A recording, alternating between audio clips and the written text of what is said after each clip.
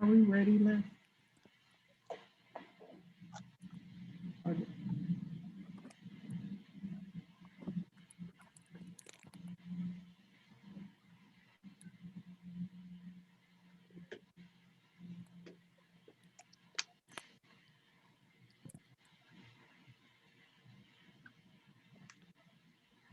Good morning and welcome to our 11th annual St. Louis Alliance for Reentry Summit, better known as STAR. I'm Donna A. King, one half of your co-chairs. I'm the Eastern Regional Administrator with the Missouri Department of Corrections, Division of Probation and Parole, and I'll be one of your moderators today. I'd like to thank all of you for coming and joining us this morning, and I'm proud to say that we have over 300 attendees. So for that, we're already a success. First, I'd like to introduce my tag team partner and co-chair of STAR, Les Johnson. Hey, good morning, everyone. Great to see everybody. Again, my name is Les Johnson, and I have the privilege of serving as the Vice President of Family Support Initiatives with ARCHES, Area Resources for Community and Human Services. And it's always a pleasure to co-chair with Donna because not only she's my co-chair, but she also serves as a board member of ARCHES. So in some ways, she's my boss. And with that being said, I'll turn it back over to Donna. Thanks, Liz. I'm sure this morning, as you were joining, you saw some slides for some housekeeping in regard to Zoom. And I'd just like to remind you of a few things for in regard to Zoom. I want you to make sure that you understand that as an attendee, you're not on camera and you're automatically muted. So if you have anything to say, please use the chat feature where you can communicate with one or the entire audience. And at the end, we're going to use the question and answer box for any questions that you have for the presenters today. Don't forget to let us know who's here if there are multiple attendees joining in one Zoom. So if you please put all the attendees who are joining, because only one person is showing as registered. But if you have several guests in the room, please list their names in the chat box. So if we're ready to go, let's get into it. I'd like to introduce our welcome speaker who will kick off today's event and get us going for the rest of the summit. And I'd like to introduce Mr. Martin T. Rucker, who was born and raised in St. Joseph, Missouri. He's a husband, married for 40 years, and a father of 4, 3 boys and a girl. He was elected to the Missouri House of Representatives in 2004 and served until 2010 when he ran for state senate. And although he was defeated in 2010, he was appointed by then Governor Nixon in his current position as parole board member in 2011. This year marks Mr. Rucker's 10th year of service to the people of Missouri. As a board member, Mr. Rucker tries to use his position in a way to minister to the young men and women he comes in contact with. He asks that they not give up on themselves and give themselves a chance to be successful. Please welcome parole board member Martin T. Rucker. Good morning. Good morning. It's a beautiful day outside and the Lord has blessed us once again. I have to first do as I normally do, first give honor to God for the opportunity. And so with that being said, I wanted to say today, we as the Board of Probation and Parole value you all.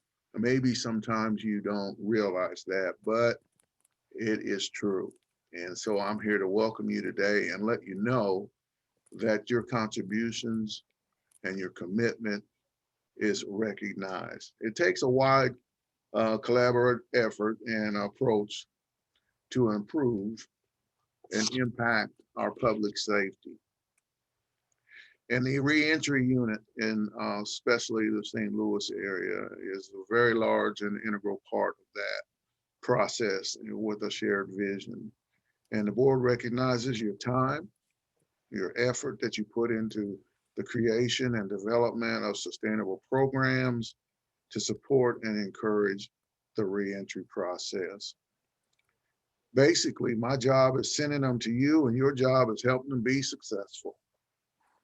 There's so many integral parts that goes along with what you do, you know, dealing with sex offender placement and homelessness, simple things that people take for granted, like getting your ID or your birth certificate, Medicaid insurance, just basic needs in life.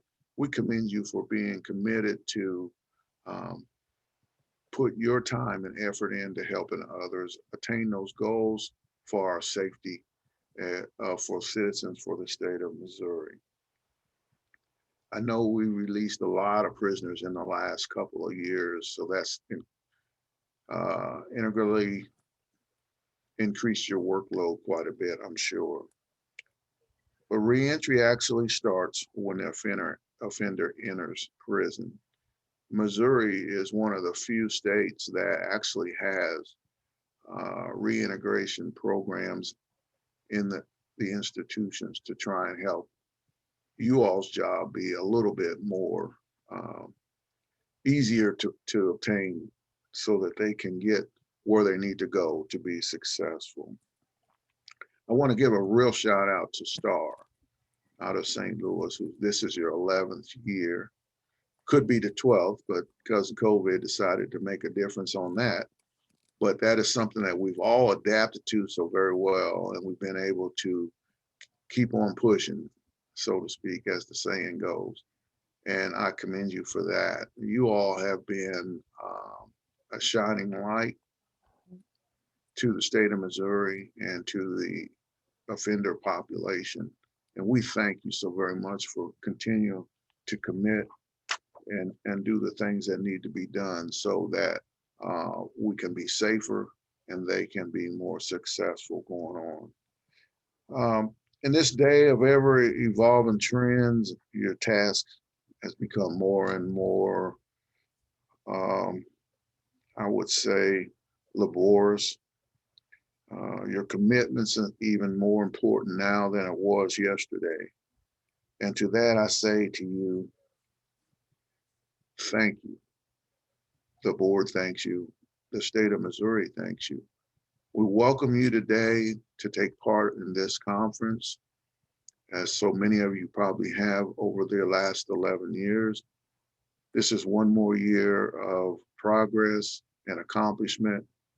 And I hope your day is blessed today for the things that you hear today, the things that you learn, and the things that you're able to take out of this conference, that you will be able to use day to day to help others, as you have shown that that's what your commitment is, to help others. God bless you and have a great day and a great conference. And thank you very much once again, Ms. King, for giving me an opportunity to speak to our reentry process. Thank you. Thank you, Mr. Rucker. Mr. Rucker was, when he came on the board, of course, I was already with probation control. And then when he came on the board, he immediately welcomed me into central office again. And we chatted it up like we were old friends from the time that we first met. So I really, and he's always supported St. Louis in the efforts that we have. So I really appreciate you, Mr. Rucker, for showing up and showing out for us. All right. Thank you again, ma'am. You all have a blessed day today. Okay. Thank you. Mm-hmm.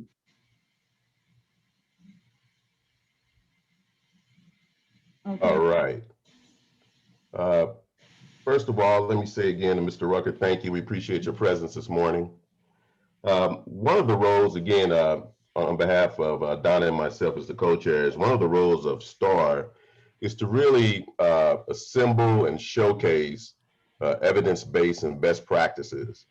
We know that there's some really innovative strategies that are being applied to assist justice-involved individuals as they return from um, state prison and local jails.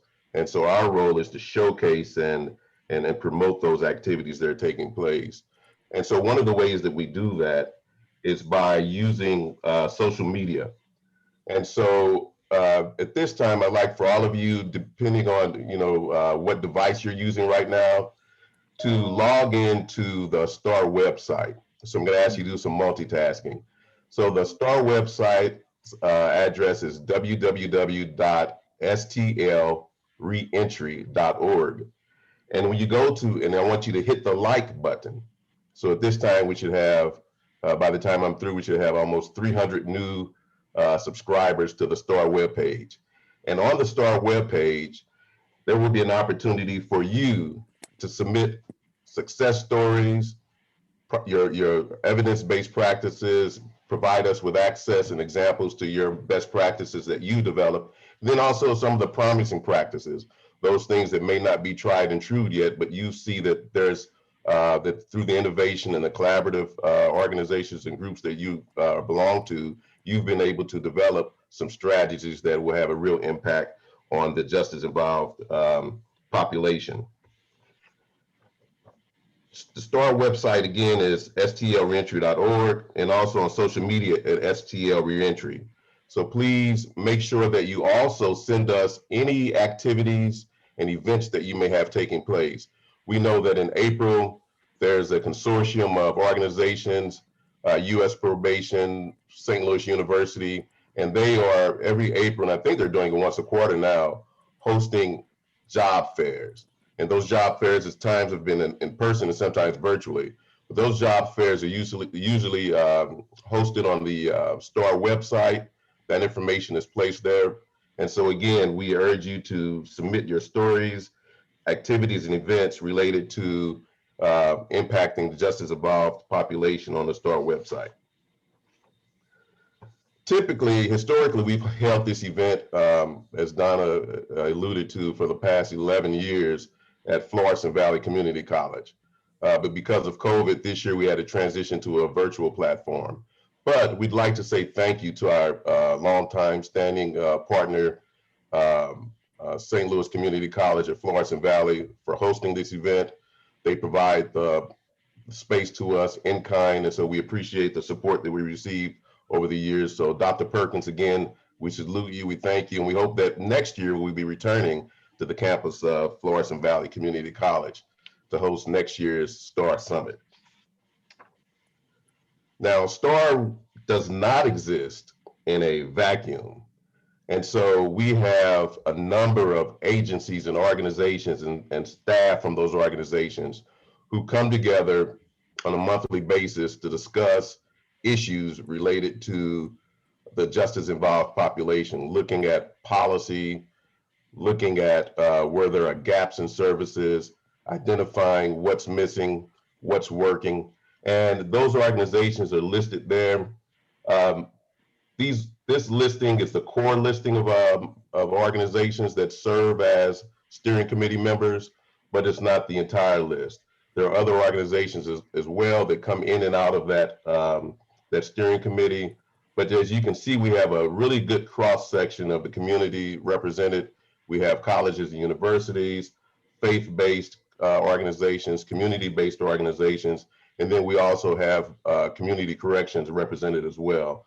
And so it's through that collective thought process and brain power and the think tank that synergy is developed, ideas are developed, and we really try to concentrate first on low-hanging fruit. What are some basic issues that we can resolve based on who's at the table? And so we find that through this process, we are able to identify strategies to help improve outcomes for the justice involved individuals. So again, we appreciate the support of the St. Louis community. We appreciate the support of, at times we may bring in guest speakers, at times we may bring in justice involved individuals as well to provide a better insight for us on terms of what it is that we can do better to serve this population and make sure there aren't any barriers that are not being addressed. Now, we want to make sure that you do not miss out. Don and I wanted to make sure that you guys don't miss out on the upcoming opportunities for collaboration and connecting with STAR. And so we have several ways that the community members can get involved. You'll see that there's a coffee chat series that's sponsored by STAR. And so the last Wednesday of every month, STAR will host and feature a coffee chat. And it's simply a 45-minute to an hour presentation based on a specific topic. You'll have an opportunity, and these will be done virtually via Zoom. You'll have an opportunity to be introduced to the topic, provide an opportunity for Q&A, and then an opportunity for networking with the organizations that are at the table. We feel that some of the best solutions come out of these smaller gatherings of individuals coming together. Now, we won't be able to provide the coffee because this will be a virtual platform in Zoom. So you have to bring your favorite home brew to the table. But these opportunities are for engagement are absolutely free. We will make sure that everyone who registered for this year's STAR event will have an opportunity to receive the dates and registration links for the upcoming events. Also, there's an opportunity for community members to become involved in some of the subcommittees. And so there's a community awareness and partnership subcommittee and a research subcommittee. And so the community awareness and partnership partnership committee is really designed to create a more expansive partnership base, identify who's missing at the table, try to cultivate relationships with resources that may not already be in play, and then figure out how to leverage those resources. And those resources aren't always in the form of a cash investment, but it's about the relationships that we can bring to the table. Is there within the local community an opportunity to leverage the intellectual capital of some of our universities and the students in the area? Perhaps there's an opportunity to bring forth a national resource that we may be able to tap into, who's doing similar work and activities in their local communities that can be a benefit to STAR. And so there's also a research subcommittee.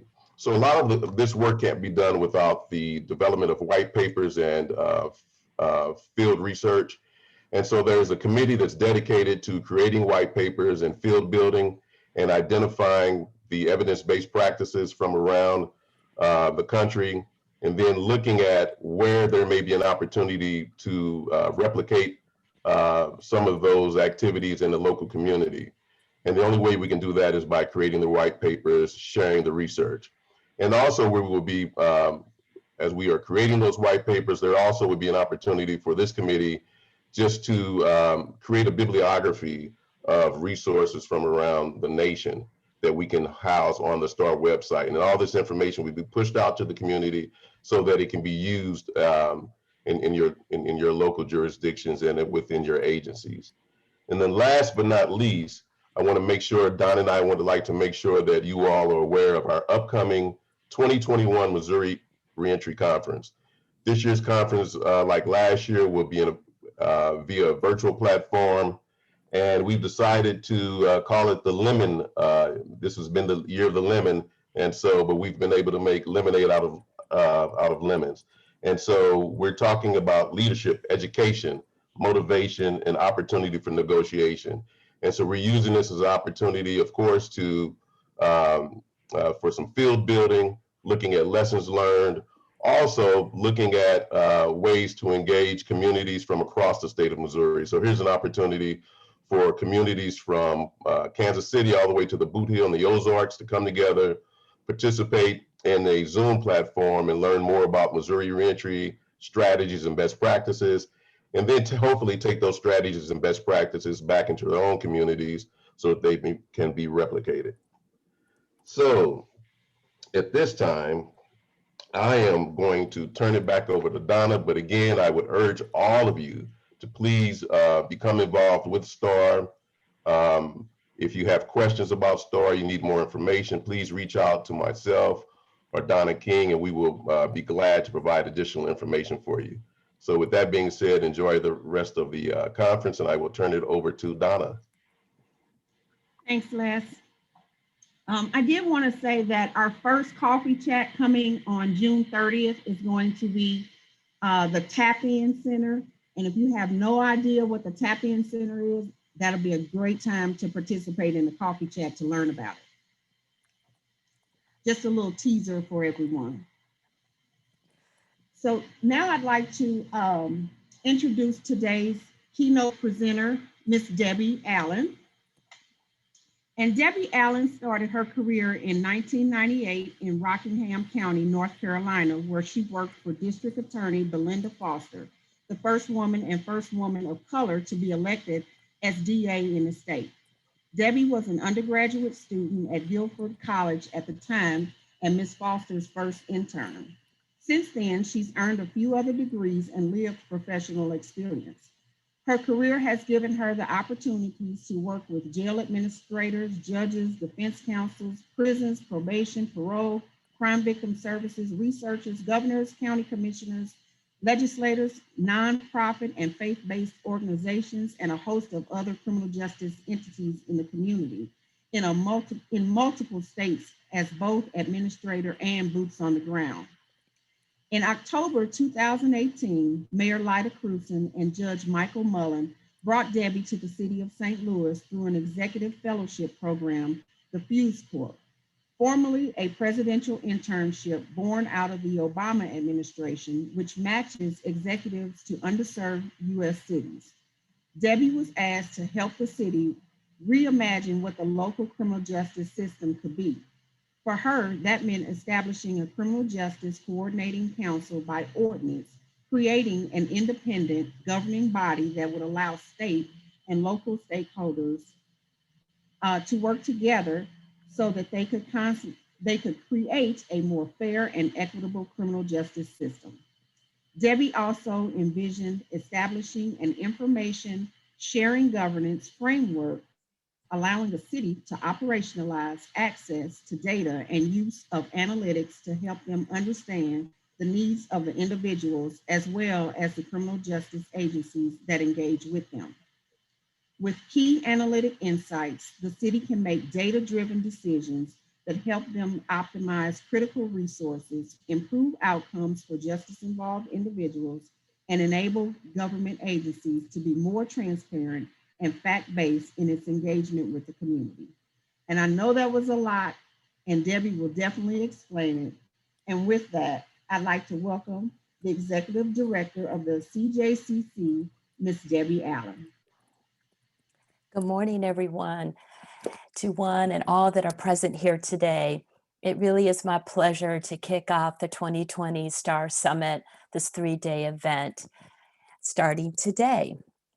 Today's conference, as Ms. King has said, has more than 300 participants from the St. Louis region. There are probation officers, jail correctional officers, offenders, law enforcement, court personnel, prosecutors, defense counsel, judges, educators, service providers, and anyone who is involved in some way with the reentry of justice-involved individuals, whether that is at the front end or at the back end of the justice system, and everything in between, making this conference truly a solution-focused conference in spirit. There will be experts from across the region that will provide services, that provide services, resources, and treatments to the justice-involved population who will be sharing their thoughts, knowledge, and perspectives with you all. This year's conference theme is Staying Solution Focused, and that really is where my story begins. In October of 2018, I parachuted into the city of St. Louis with the charge of establishing a criminal justice coordinating council and establishing an information sharing culture to make quality, accurate, and timely data accessible and understandable to drive innovation and action. And I had a year to bring together disparate groups of elected and appointed state and local officials together to accomplish these goals. We did it because we stayed solution focused. The main challenge in getting the city's criminal justice reform effort into high gear isn't what may come to mind. It isn't that the city lacks well-intended programs, services, and treatments, or thought leaders such as yourself, or highly skilled and knowledgeable personnel from all ranks, from all the local criminal justice agencies like yourself. The city lacked the basic infrastructure, an integrated governance framework. They didn't have a forum for which different perspectives could be shared. They didn't have a forum for which state and local criminal justice agencies, elected and appointed officials could imagine together. How the magic trick is done is not important. The most important thing the magician creates is the impossible, the illusion.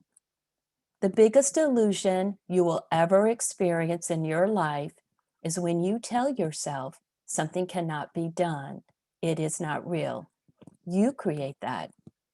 Think for a second of how many different perspectives there are in your work environment.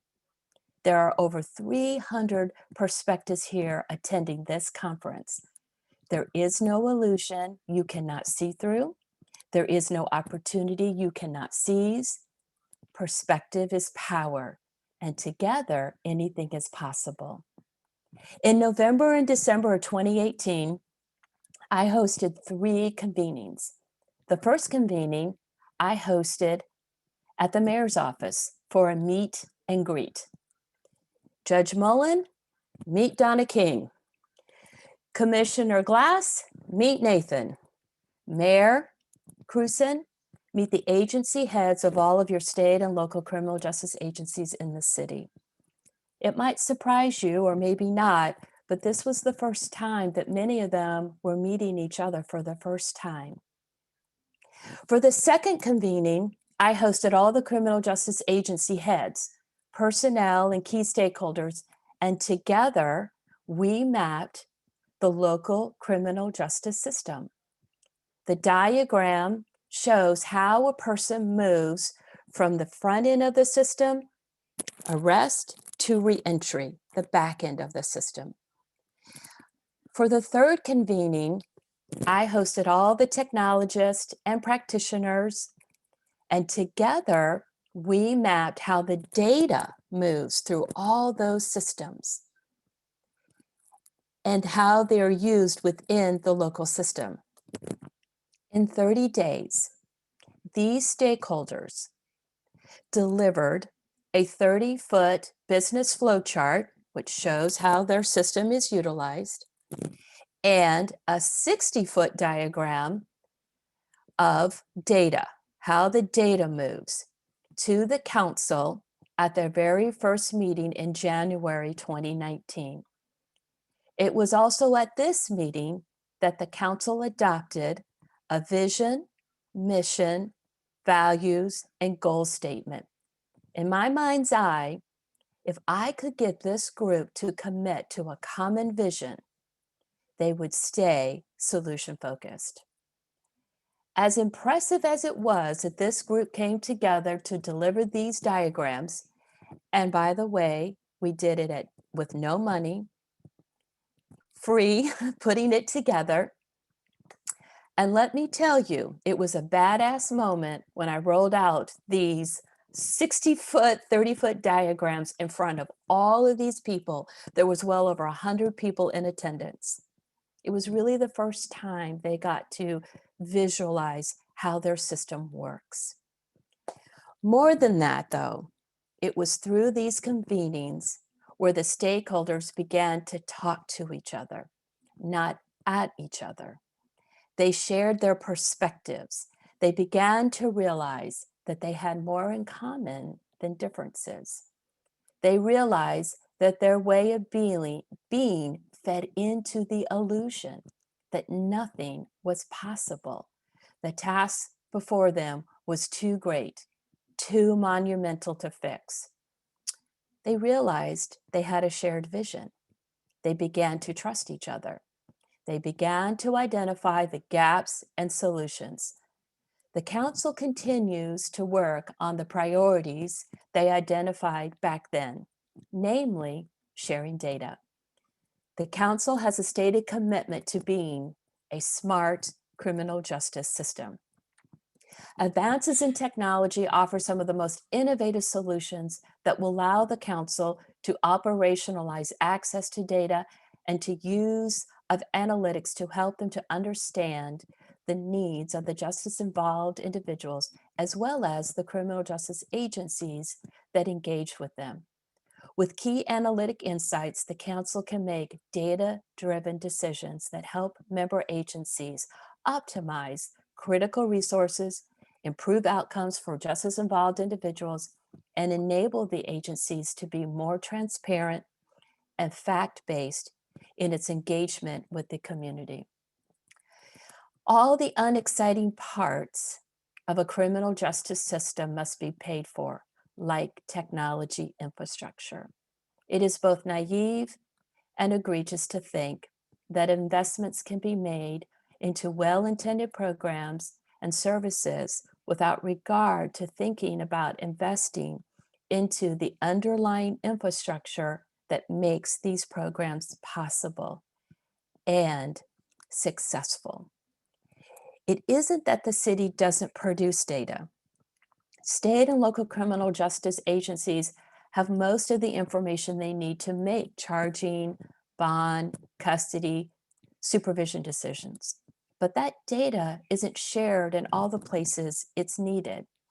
It's that the city has lacked the governance framework and business process to share the data.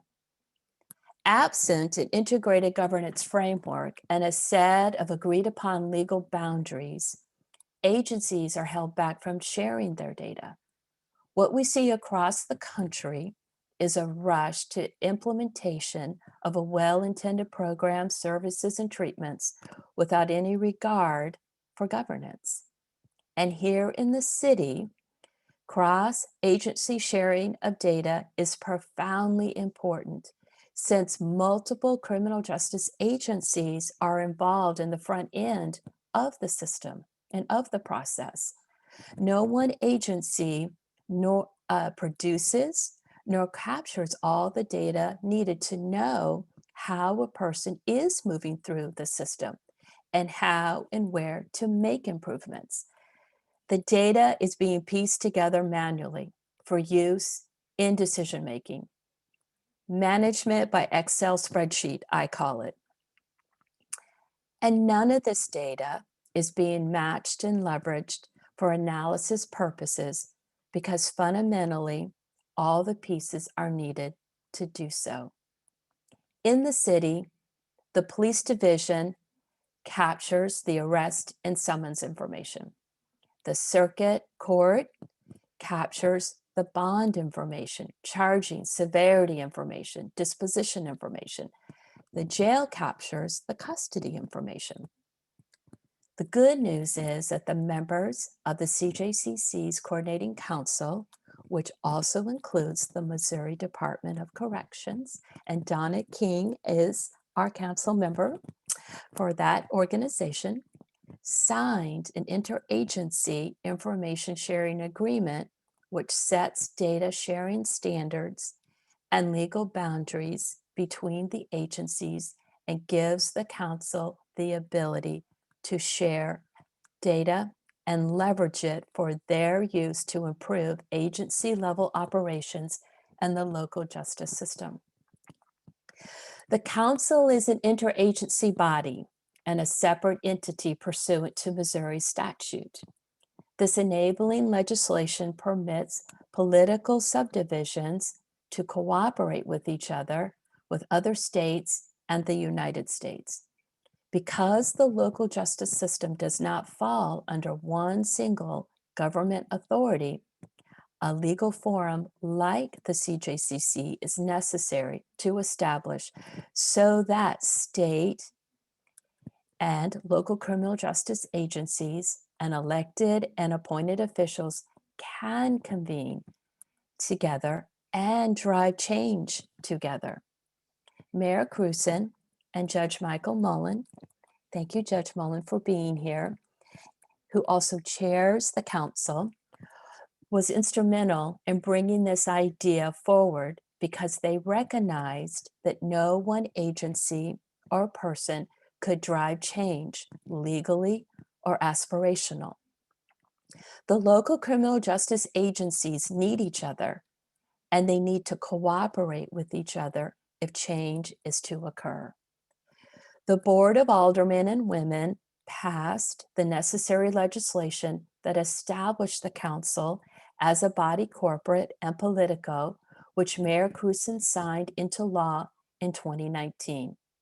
This was a monumental step for the city because it moved the city from thinking in silos to being collaborative and cooperative with state and local criminal justice agencies, which are not under the city's control.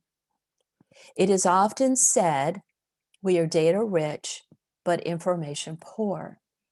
Many well-intended initiatives fail because they lack the governance structure needed to make quality, accurate, and timely data accessible and understandable to drive innovation and action.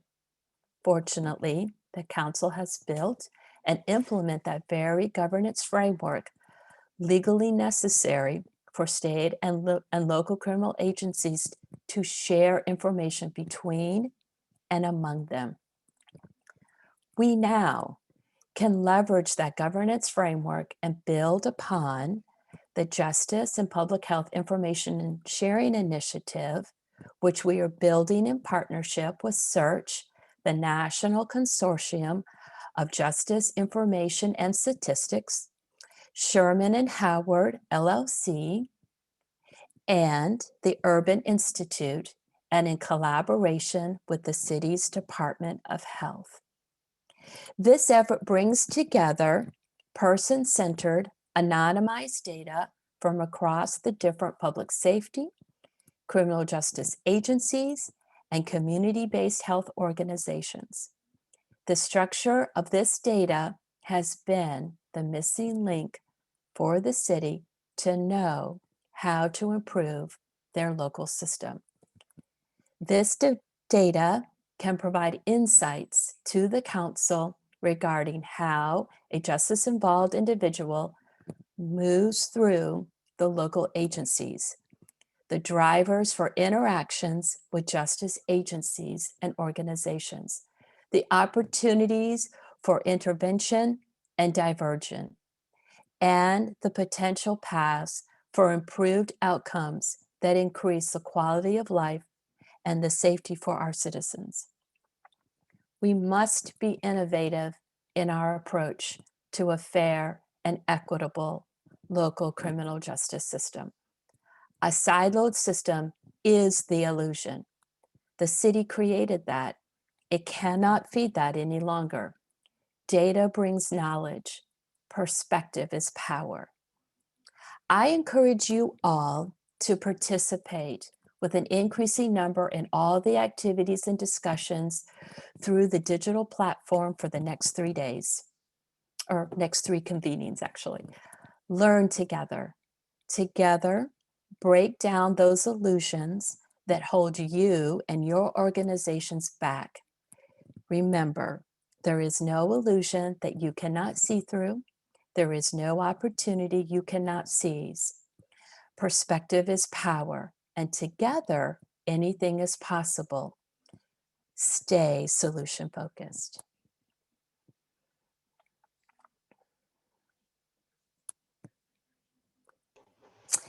So Judge Mullen, Donna, I would like to pass it over to our chair, Judge Mullen, for some remarks if he has any. You want to unmute yourself, Judge Mullen? I need Debbie all the time to tell me what to do, and I follow that pretty well. Debbie, thanks for that. I think staying solution focused really sums up what you have helped us do in the city of St. Louis with the CJCC.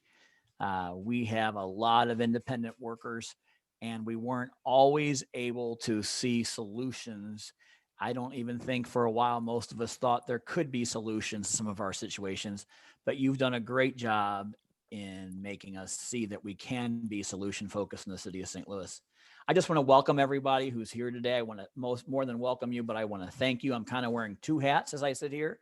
I'm wearing the hat of the chairman of the CJCC and also a hat of a judge. I've been on the bench for 20 years. I've seen so many different things over those 20 years, and I know how important the role is that all of you play in our criminal justice system in the reentry process. Mr. Rucker said when he was giving his opening remarks, he said something about his job on the parole board was to dump the people out, and then your job was helping them be successful. And that's pretty much, as a judge, what I do too. And I think the word that comes to my mind is trust. The amount of trust that judges put into the work that you're doing, the amount of trust that the parole board puts into the work that you're doing, trusting that you will be able to do the fine details, the boots on the ground work that needs to get done that we, from a different point of view, can't get done. And I think no one exemplifies that better than Donna King. When Donna came on a few years ago, she replaced huge shoes with Nancy McCarthy. I was a prosecutor. I was a criminal defense lawyer before I went on the bench. And Nancy McCarthy had been around for so long. When I became a judge, she was just part of the system. And when she left, I think we were all a little bit worried as to where we were going to go. And then Donna King came in and has hit the ground running and has moved us forward with probation and parole in leaps and bounds. And she's done a great job. And she's the kind of person that I know as a bench, we have a lot of trust in Donna and what she has done with probation and parole. And the trust that we have in Donna then transcends into us putting trust into all of you in your individual capacities, in your roles at the agencies where you work. And so I just want to thank you all for the time and the attention that you give to the people that you work with in whatever capacity that is. I want to assure you that as a bench, we are grateful that the community members in the city of St. Louis are there to support us in our decisions and work with the people that we work with in helping make St. Louis a safer and better place to live. So enjoy the time that you're here. I'm glad that you're doing the work that you're doing, and you certainly are appreciated. Thank you.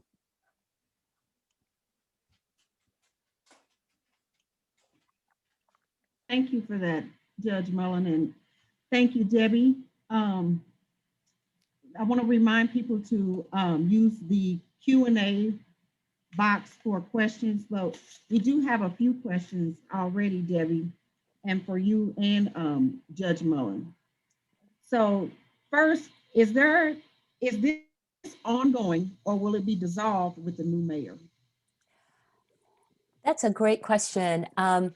No, it continues on. As I mentioned before, the CJCC by ordinance is a separate independent body, and it brings together those state agencies, city agencies, and what I kind of call the county agencies. That would be our circuit attorney's office and our sheriff's office. And that body is representative of that group.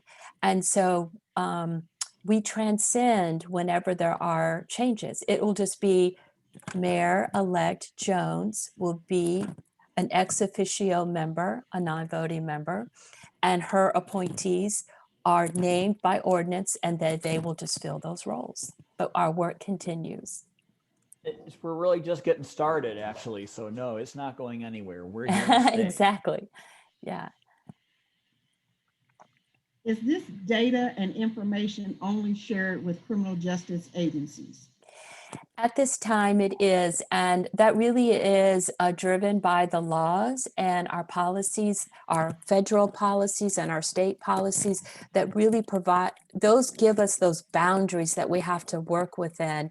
And so it is, and that's kind of a longer conversation, but for right now, the data and the way that the agreement is written, that data, the intended purpose is to support the work of the council's priorities, which is to improve operations, agency level operations, and to improve the system as a whole. And so we'll be using the data for that purpose.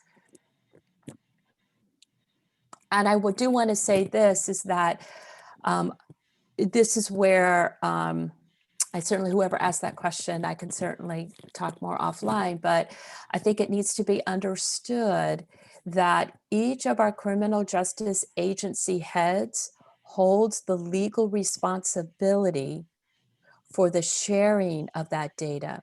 And therefore, the authorization for the use of that data must come from those individual agency heads. And those are, for here in the city, just so you know, that would be currently, that's the commissioner of the, well, it's Commissioner Glass. Instead of names, I'll just say positions. It is the commissioner of the Division of Corrections, which is our jail. And it is the commissioner, chief of police.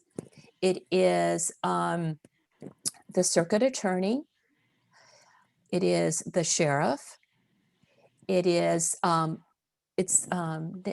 the court administrator for the 22nd, but it's also in collaboration and approval from the Missouri Supreme Court for the courts. It is Director Ann Precythe for the Missouri Department of Corrections, and it's Mary Fox, who is the director of the state's public defender's office. So those are the people who sign off and give approval to the use of that data. I think that may answer this question about who are, can you expand on the participants that are on the data sharing agreement? That's exactly it. So there are several agreements, but the main agreement that I referenced is called the Intergovernmental Information Sharing Agreement. That sets these, I guess, the scope. It says, hey, we agencies are all agreeing that sharing of data is important. And we come together with that commitment. Now, each of our projects will have separate agreements. They have to. And that at those what I call project-specific agreements really get into the scope and the use of the data itself. But the overarching framework says we are committed to sharing data, and we're going to do that around what the CJCC's priorities are, and it's for that purpose. Judge, this one is for you. What are the judges going to do with this data, and how will it affect sentencing? Well, that remains to be seen. I think that we always want to get more data to find out how successful or unsuccessful certain programs are. So to tell you what we're going to do with the data and how it's going to affect sentencing, we need to get the data in front of us. That's going to be the first step, being able to see whether certain programs have been successful or not. And so hopefully the CJCC will function to be able to come and do presentations to the judges, let them know what's going on. And then ideally that's going to help in more people participating, more of the defendants that come in front of us being sentenced to programs that will help them become better members of the society once we give them some sort of a sentence, or make it a condition of probation that certain programs that are working very well become a program that they have to complete as a condition of their probation. Looks like the last question is the CJCC only about data or criminal justice reform overall? Oh, it's both, right? And so what the CJCC recognizes is that, getting to what Judge Mullen was saying, is that we need to come from all the decisions that we make need to be data driven. And that begins with, we got to start sharing the data. And once we start sharing the data, then we look at it together to know what's working, what's not working. And from that perspective, then we can look at, that's where reform begins, right? You can't change the system unless you know how the system is functioning. And so while it may sound like we're focused on data and that's all, that's just the foundation. But there are many other things happening within our 3 committees, which I should mention that to you. So we have a council, and the membership, by the way, is set forth by ordinance. And through the bylaws that the council adopted, they named 3 committees that align with their priorities. So we have a public health committee, we have an information sharing governance committee, and we have an alternatives to incarceration committee, for which Donna King and Sarah Phillips, chair and vice chair. And under those committees is really where the work is happening. And so certainly the conversations are more than about sharing data, but it does include it. In all of our decisions, the council has a commitment that we want to amplify programs, services, solutions that meet the needs of the population that we're serving, that these programs and services are services for which the population is willing to accept. And we go beyond data also. I mean, the CJCC, one of the key things we did, Debbie kind of mentioned in her opening remarks, were just getting all of the individual leaders of their own individual silos to come together. And so when we come together, anyone on the committee, anyone on the council, I mean, can say, hey, this is an issue that we're having in our department, and we would like for the council to come up with some solutions. So maybe it's figuring out how cases get dismissed from the circuit attorney's office, and then how that news gets to the clerk's office and then to the jail, then to the jail. So just issues like that. Hey, somehow things are getting held up in step 2. How can we all come together and figure out how to not make that paperwork get held up in step 2? There's lots of things that any issue that comes up, the sheriffs sometimes have an issue with the judges, or the judges have an issue with how the public defenders are doing something. And in any of those instances, that's not just information, that's real issues that need to be solved. And I think we've done a really good job of bringing those forward for each other. And Donna, can I give another good example of that? And it's really relevant and current, is at our last council meeting, we had a presentation from someone, and it wasn't even about the topic, but out of that meeting came a conversation driven by Circuit Attorney Kim Garner around the body-worn camera program. I don't know if you remember that, Donna. And in it, she said, hey, you know, the police division, they have bought equipment and they have this program. But my challenge is, as the circuit attorney, I am the one responsible for making those charging decisions. I have to review all that digital evidence. I have to protect the identity of the accused, of the victim, the witness, and the citizen. And I don't have the staff. I don't have the digital tools to do this. So it's getting gummed up at me because I can't even use what's being produced. So we need to come together as a group to establish the policies and the governances around its use, the boundaries for that use. And we need to ask the city for the proper level of funding needed so that the body-worn camera can be successful, can be used. That's a great example of what we're talking about here, and the power that the CJCC is and can be for this city. Debbie, last question. Uh-huh. Are there other cities with CJCCs or equivalent entities? And is there a plan to benchmark best practices with those if they exist? Thank you so much for that. And this is another proud moment I have for the city, and I know Judge Mullen shares this as well as Mayor Cruzen, is that there are sort of loosely formed groups, but the city's CJCC is the only government entity, I guess I don't know how else to say it, in the state and in the region. And that should be a proud moment for the city, because you all are setting the standard for around the country of how you have to come together to allow for these different legal bodies to come together to drive change.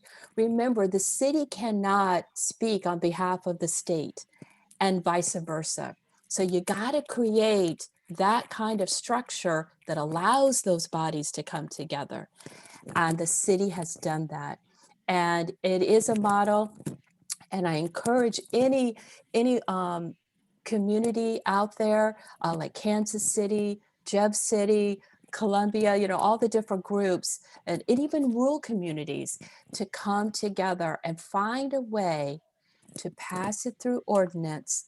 You got to have a champion, and it's got to be in a forever forum, right? It can't just be loosey goosey. Judge Mullen talks about how Judge Mullen, I'll let you speak to it. Like, there was a CJCC-ish before this CJCC, and you want to talk about the difference between the two groups. Sure. I think that what you said there, the difference is now with this CJCC, having the ordinance that has firmly established us and what the role is of everybody has made a big difference. Back in 2014 or 15, a couple of us in the courthouse had an idea of doing a CJCC. It was something that I think then the elected circuit attorney was Jennifer Joyce. She had gone to some meeting about best practices, came back and was really fired up about the idea of a CJCC, and I bought on immediately. And we got, the sheriff at the time and the circuit attorney and the public defender and a lot of the key players, the police chief, and we sort of were trying to make this thing work. And we were just in the infancy stages of doing it.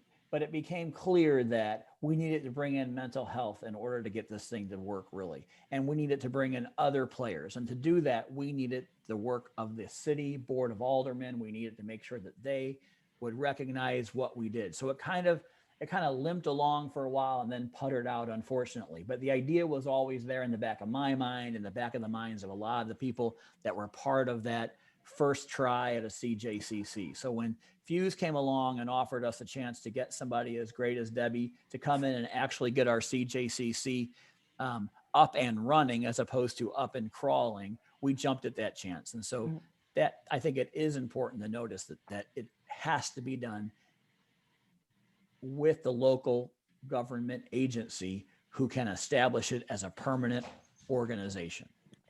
And have dedicated staff. Yes. And that's because, everybody else has their day job. My day job is the council, and that makes a huge difference. And in technology project world, it's who owns the project? Well, I own the project, and it's my responsibility to drive it. And if you don't have that dedicated resource, it won't go anywhere. It just won't.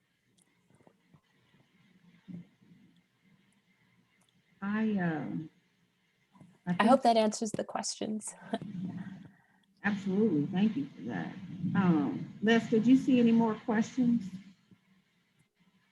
I don't. I think that's pretty much all of them. I think she's done a great job of answering all the questions that we received this morning. This is my selfish question to both you and Judge Mullen. And do you see any collaboration or any partnership that STAR or any play that STAR could benefit, or that you all could maybe benefit from STAR within the CJCC? Yeah. Go ahead. Yes. Yeah. We're texting fast and furiously over here between us about what we need to do. I mean, I think in every aspect, STAR plays in with the CJCC. Oh. And everyone should know that we meet on the second Tuesday of every other month now. So 6 times a year, the whole council comes together. The committees meet more often. But if people want to get involved in the CJCC and be on a committee or see what the committee does, especially Donna, you're the chair of the Alternative to Incarceration Committee. I think there's lots of things that can be done with the members of STAR. in how they can interact with us. Sure, I mean, and members of STAR are always welcome to come to the council meetings, to attend them, to find out what's going on. I think it's unlimited. I think Debbie and I are already trying to figure out a time that we can meet with some people who represent STAR to see how we can work together to help each other. Absolutely. In fact, Les, I was like getting all drooly and teary-eyed when I saw your presentation around what STAR does. I really didn't know. And oh my gosh, you were really just speaking my language and certainly the language of the council. And you guys have come together so beautifully around reentry. And I love how you have it structured. You have a research arm, you have like a practitioner arm, and that really is the council too. And I just see synergy there. We should be talking as a body. We need to work together because, you know, I always say to people that when you make a change in one piece of the system, it will impact the other parts of the system, good and bad. And so it's so important that we plan together. And I would love to hear, and Judge Mullen and I, we are committed. We really want to come and meet with the steering committee. We'd love to hear what your vision is, where you want to go. We would like to share where we are wanting to go. And I bet there are mutual interests there and great collaboration. And in ways that we also don't step on each other's toes. Exactly. I want you guys to be successful. Thanks, and right back at you, Debbie and Yeah. Judge Mullen. Yeah, we love it. Also, it's an opportunity to create greater transparency across the community as well, and have the community be Yes. more in tune with both organizations. So I see For it as a sure, win-win for for sure. Yeah, Yes. for sure. Very much so. Yep. Well, Debbie and Judge Mullen, thank you so much for presenting this morning. We appreciate you taking your time. I know you both are super busy, and Judge, you got to get on the bench, and Debbie, you got to get to CJCCing and all. Yeah.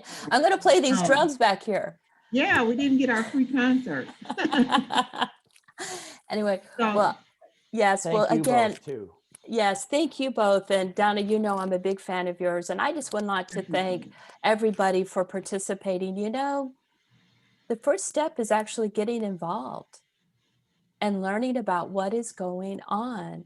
And I think back at the very first meetings that the CJCC were having. And I mean, you all have the solution. You all know what needs to happen. And take this opportunity, this forum, to come together and plan together. And don't be afraid to speak up. People do want to hear what you have to say. Debbie, I think they want your email address. I see some people in the chat saying they want your email address. Oh, Can you give sure, that to them? sure. Donna, do you want to provide, you want to, or somebody will go, yes. It's Yeah, at we're the, looking into the chat. Okay, good. yeah, Thank sure, you. yeah. All right. Yep. I've got to switch over to a courtroom now from the panel, so I'm going to switch. All I'm going to right, stay where I Judge. am. Thank I'm going you to switch again, over. Don't Judge sentence Mullen. us. All right. All right, All right. very good. Keep Thank you so advocating much. for those diversion programs, Judge. Yeah, yeah. Anyway, okay, well, I'll get off too. And again, I just want to thank you all and wish you much success with these next 3 events. Thank All you, right, thank Debbie. you. Have a great day and the rest of the week. Then we'll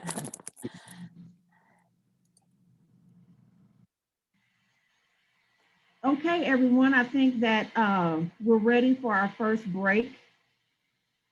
So we will come back in 10 minutes. Yes. See you then.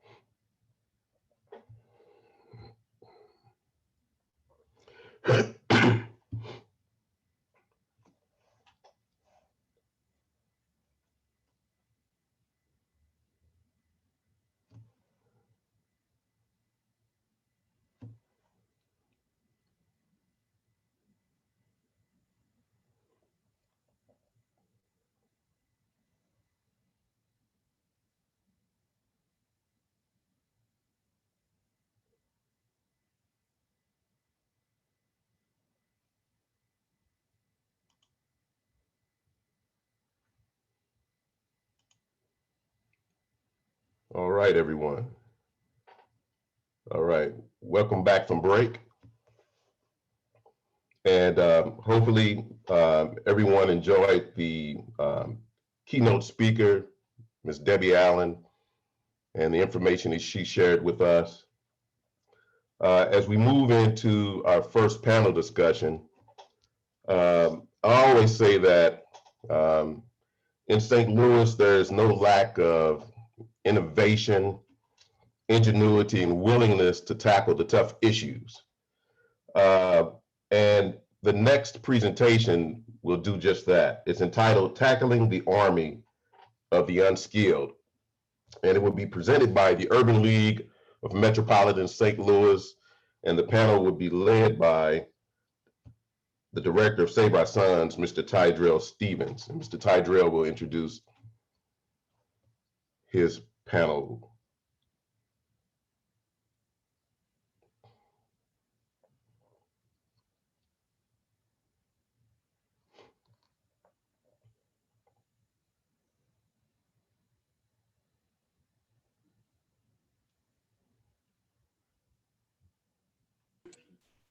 You're on mute, Tydrell. And how everyone doing this morning?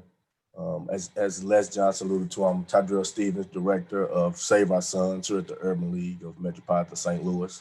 We also have Jeff Dudley, who's a Senior Workforce Development Specialist here with Save Our Sons. We also have Farrakhan Shigab, who was a former Workforce Development Specialist at Save Our Sons and now is Director of our Federation of Block Units. And we also have on Mr. Johnny Cotton, who is a former program participant and might I add was an individual who was granted clemency by President Obama on Obama's last day. And that's how he found his way to Save Our Sons. I want to first start off by thanking Les Johnson and his team for the work they're doing. I also want to thank Donna King and the amazing work that her and her team is doing, along with Ann Presight and Ken Chapman, and all of them together with bringing the minds together with events like this, such as the Star Summit, and keeping those that are incarcerated in the front of individuals' minds. I also want to thank the Algoa Correctional Center for allowing us to host our inaugural Save Our Sons class inside of a prison. Also, most importantly, our CEO, Michael P. McMillan, who created Save Our Sons. This program is actually his vision, and he created this as we look back, and I talked a little bit about our background and our history of Save Our Sons, but I also be remiss to let everyone know that the work that we do here, we can't do it alone here inside the Urban League. And internally, we have others with other programs that also help us do the work that we're doing. I'd like to mention Marilyn Parker and her team at Transition for Change, who works primarily with individuals that have child support cases within the criminal system. And also Monique with Skill Up, who works with clients that are SNAP recipients and trying to get them back into the workforce. With that being said, I want to give a little history on Save Our Sons for those that may not know what Save Our Sons is. We were birthed out of the Michael Brown unrest that happened in Ferguson. In 2015, our CEO, Michael McMillan, hit the ground with staff here at the Urban League during the protests to really get a census on what's taking place, what do individuals need, where can we be most effective at as we move forward and trying to move our region forward and solve some of the issues that we see happening. And the number one thing was jobs and opportunities. Across the board, individuals, young men, including women, need access to opportunities. They feel like they're shy out of a lot of doors. They feel like they don't have the opportunities to present themselves to employers, to tell them why they're such a great candidate. And that's what this program was birthed out of. And with it, we run a 4-week course, which teaches how to get a job, how to keep a job, how to get promoted, and how to remain marketable. In those 4 weeks, the unique part is about showing those opportunities is after the second day, we bring in HR managers, talent acquisition specialists, CEOs of companies to come in and also be a part of our training. So along with our workforce development staff teaching classes, every day in the class, you have an HR manager of talent acquisition specialist giving you those inside tips on how do you get inside the company. They get a chance themselves to hear the stories of the men that go through some of the issues that they're dealing with, whether it be reentry, whether it be not really being able to get their resume past the stage to even get an interview. So it allows them to now understand the client base that we deal with and how they can best serve them in HR and knowing how to place individuals within their companies. But I want to now jump into what the title is, which is Tackling the Army of the Unskilled. I want to kind of do some interaction here. So I want to see, I'm curious of who all is familiar with Game of Thrones. Those that have their chat up that's able to chat. I'm not sure if you can at the moment, but if anyone can put a 7 inside the chat room, if you are familiar with the show Game of Thrones.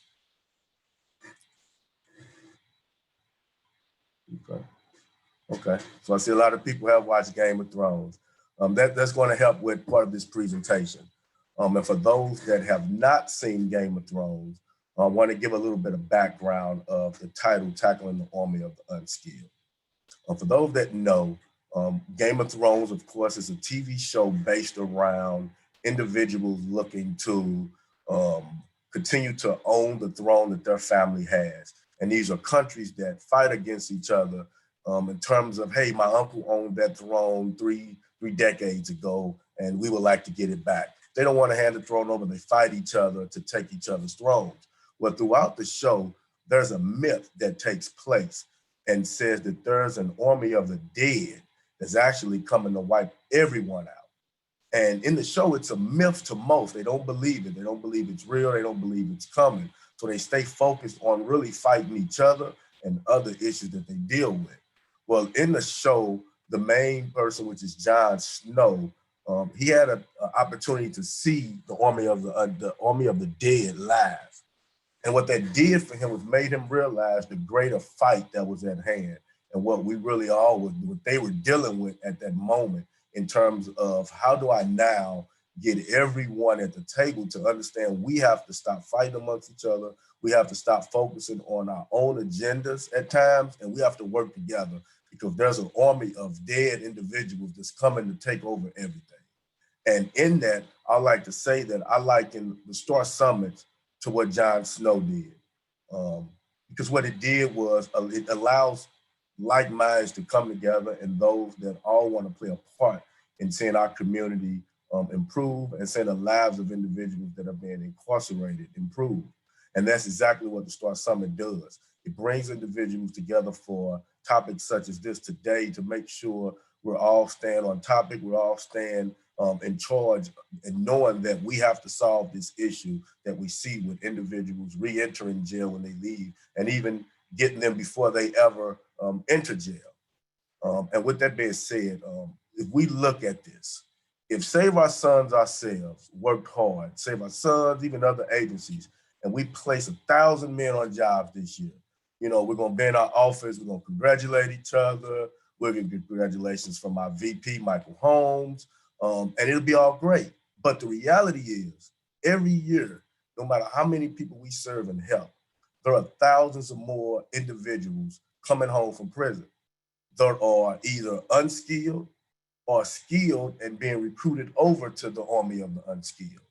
And we have to begin to look at all our practices and how do we get in front of these issues? How do we ensure that when an individual comes home from prison, that they do not join the army of the unskilled and that they join the army of the skilled and also being a productive citizen for their family and for the community that they serve.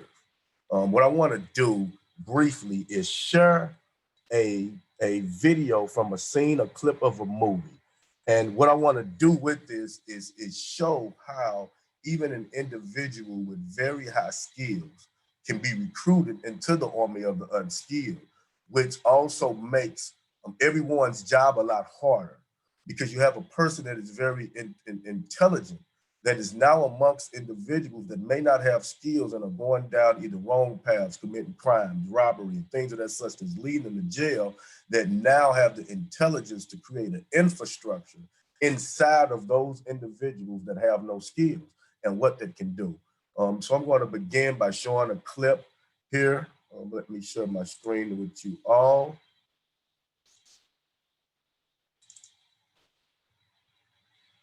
Okay. And if something isn't working right, please feel free to put it in the chat, but I'm going to start here now.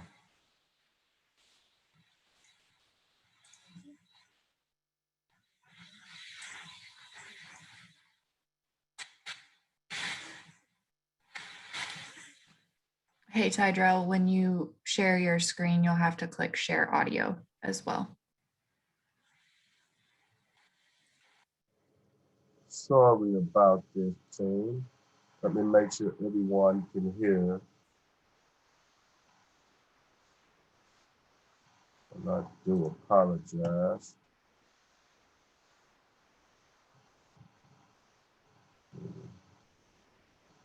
I'm looking to get this back up.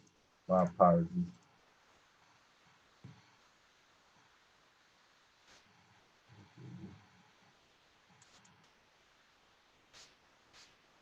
Let me get this back now. It's up there.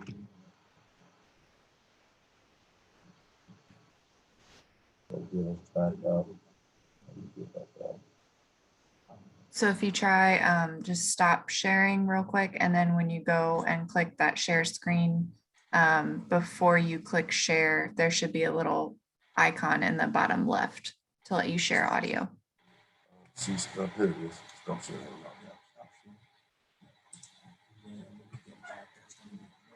Mm-hmm.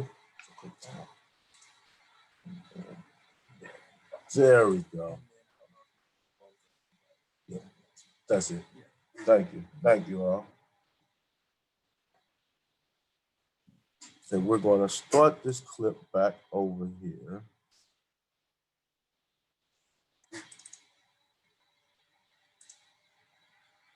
In physics, it's referred to as the many worlds theory, its roots in quantum mechanics.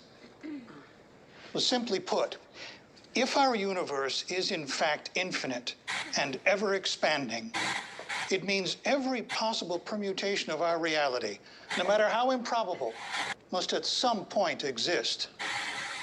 So, if you're failing this class, don't beat yourself up too much. In another reality, you're teaching it. Remember, exams Friday. Don't forget your blue books and pencils.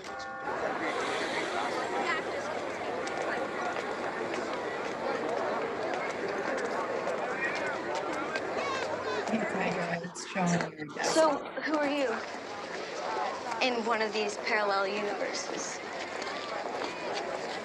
Probably back in Africa. My people never chained and brought to this country to begin with. Shit. Took the fun game, kind of fucked it up, huh? Yeah, you kind of did. What about you, Southern Light? Hey, Tydrell, we're just seeing your desktop. Senator history. Hmm? On track to be the We're first just seeing your female. desktop. You gotta be at least 30 to be in the Senate. Not in that world, you don't. Shame you're not ambitious. Show me someone around here who isn't. The professors? Serious. They decided to spread knowledge instead of using it for power or profit.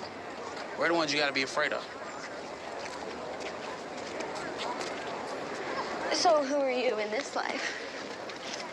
Why? Trying to be friends with a unicorn on campus? You got a thing for black dudes. Honestly, you looked interesting. That I do. Somebody from, I don't know, Connecticut? I'm from Chicago. Yeah. Which suburb? Is this tough on everyone? Or just white girls?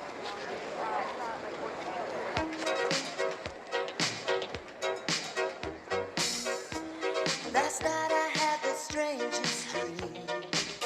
I sailed away to China in a little rowboat to find you, and you said you had to get your laundry clean. Didn't want no one to hold you, what to say. Nobody gonna slow me down.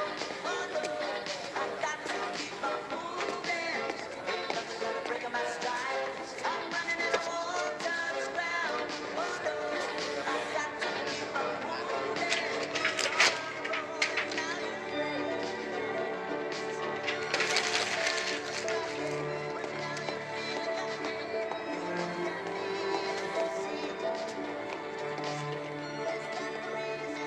It's gotta be in there.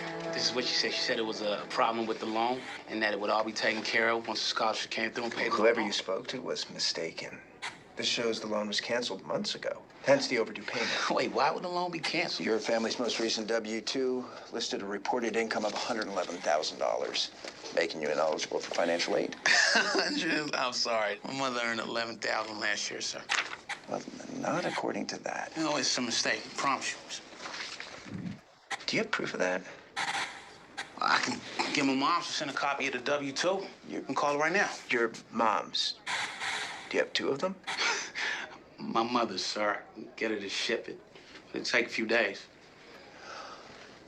Unless we have proof of the error in the next 48 hours, you'll have to vacate the dorms and drop your classes. It's just a mistake, sir. Can't I get an extension?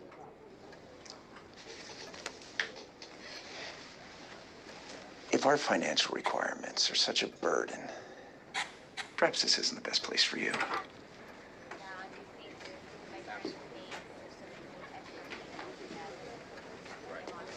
We know if you're too stupid to know a simple mistake when you see one, then perhaps this ain't the best place for you, sir. Glenda, call security. Don't bother. I'll be back. It's just a mistake, sir. It's just a mistake.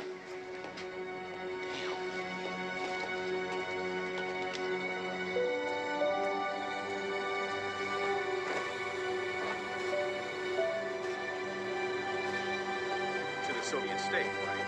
So among the issues that If this institution wants to remain competitive amidst the evolving landscape of America's racial makeup, it needs to take a hard look at its admissions and scholarship policies. Or risk not only falling behind, but being on the wrong side of history.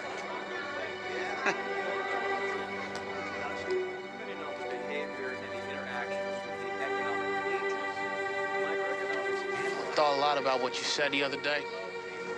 About me being hard on people. And Don't always think I was like that.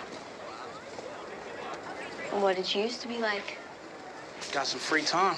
Tell you over coffee.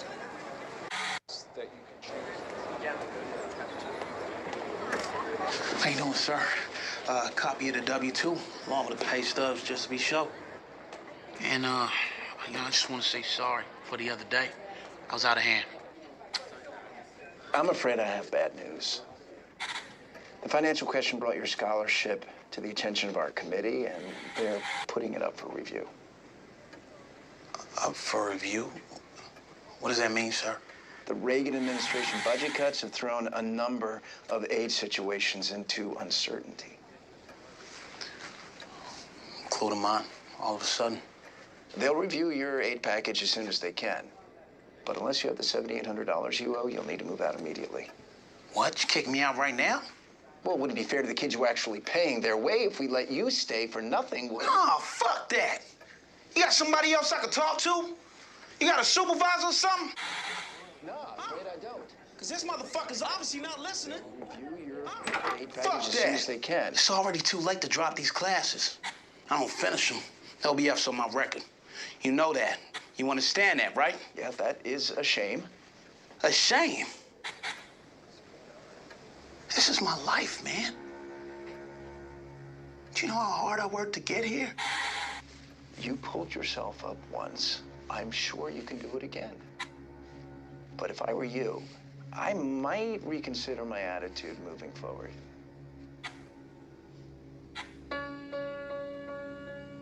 My attitude.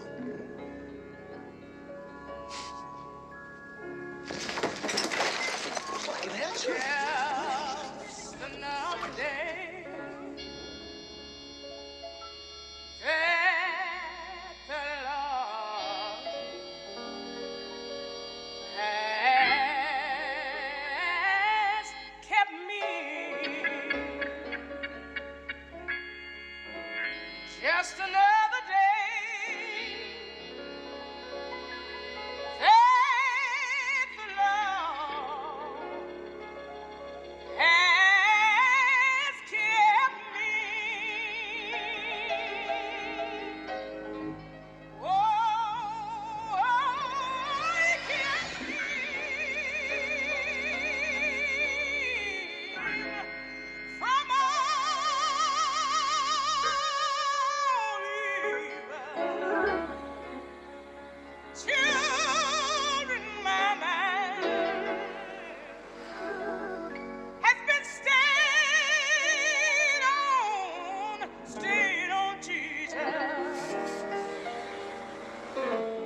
just another day. Oh,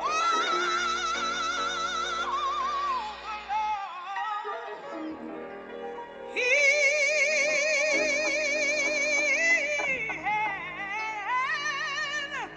really. Franklin Saint? Hey, I'm Teddy McDonald. You came to a presentation I gave at Claremont.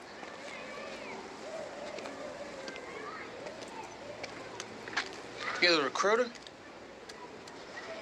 Yeah, sorry to show up like this. I was wondering if maybe you had a few minutes to talk.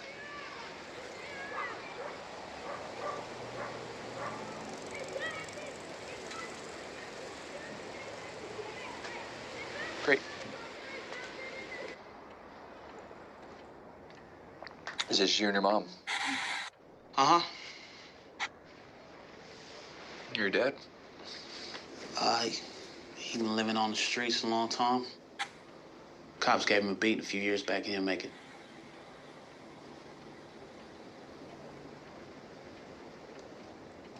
I'm sorry to hear that. Look, I don't mean to be rude, but, What the hell am I doing here? I came to see if the CIA might be the right career path for you. I'm sorry, what? The CIA. You came here to hire me? Well, I mean, you'd have to finish school first, of course. And then you would go through our process, exams, interviews, background checks. There's a polygraph. You know, it's not easy, but from what I hear, you can handle it. What did you hear? 3.9 GPA, double major, political science, economics, 1540 on your SATs. Your professors speak glowingly about your work ethic and your critical thinking. And you've shown an acute ability to move easily between worlds. I should add that diversity has become increasingly important to the agency. You see, to meet ever more complex goals going forward, we have to broaden our perspectives. You seem surprised. I just never thought about working for the government.